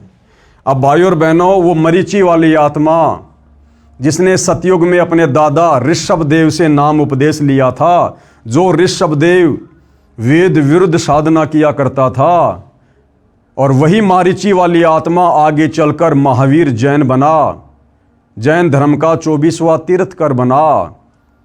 अब सतयुग से वो मरीचि वाली आत्मा किन किन योनियों में कितने कष्ट उठाती हुई आगे बढ़ी। 20 करोड़ बार गधा, 30 करोड़ बार कुत्ता, 10 करोड़ बार हाथी, कभी नपुंसक बना, कभी पेड़ पौधे की योनियां प्राप्त की, कभी वो बिल्ली बना, कभी देवता बना बीच बीच में। यानी कैसी कैसी दुर्गति उस मरीचि वाली आत्मा की हुई, जिस मरीचि वाली आत्मा ने ऋषभ देव से उपदेश लेकर भक्ति शुरू की थी। तो भाइयों और बहनों, वर्तमान में जितने भी जैनी हैं तो इनका क्या हाल होगा अगर इन्होंने सतगुरु रामपाल जी को अपना गुरु धारण करके और ये शास्त्र विधि अनुसार सत भक्ति शुरू नहीं की। तो भाइयों और बहनों, उस मरीचि वाली आत्मा का फिर आगे चलकर क्या हुआ, वो सारा का सारा इतिहास हम कल रात्रि 9 बजे इसी पवित्र पुस्तक से, जिसका नाम है हिंदू साहिबान नहीं समझे गीता वेद पुराण, जो परम पूज्य परमेश्वर सतगुरु रामपाल जी ने अपने कर कमल से लिखी है, कल रात्रि 9 बजे दास के Facebook page Pawan Das is live पर सभी भाई बहन लाइव जुड़िए। आगे का संदेश हम कल समझेंगे। तो आज के वीडियो में केवल इतना ही। गुरुदेव भगवान हम सबको आशीर्वाद दे, हमारा मार्गदर्शन करें। बंदी छोड़ सतगुरु रामपाल जी भगवान की जय हो।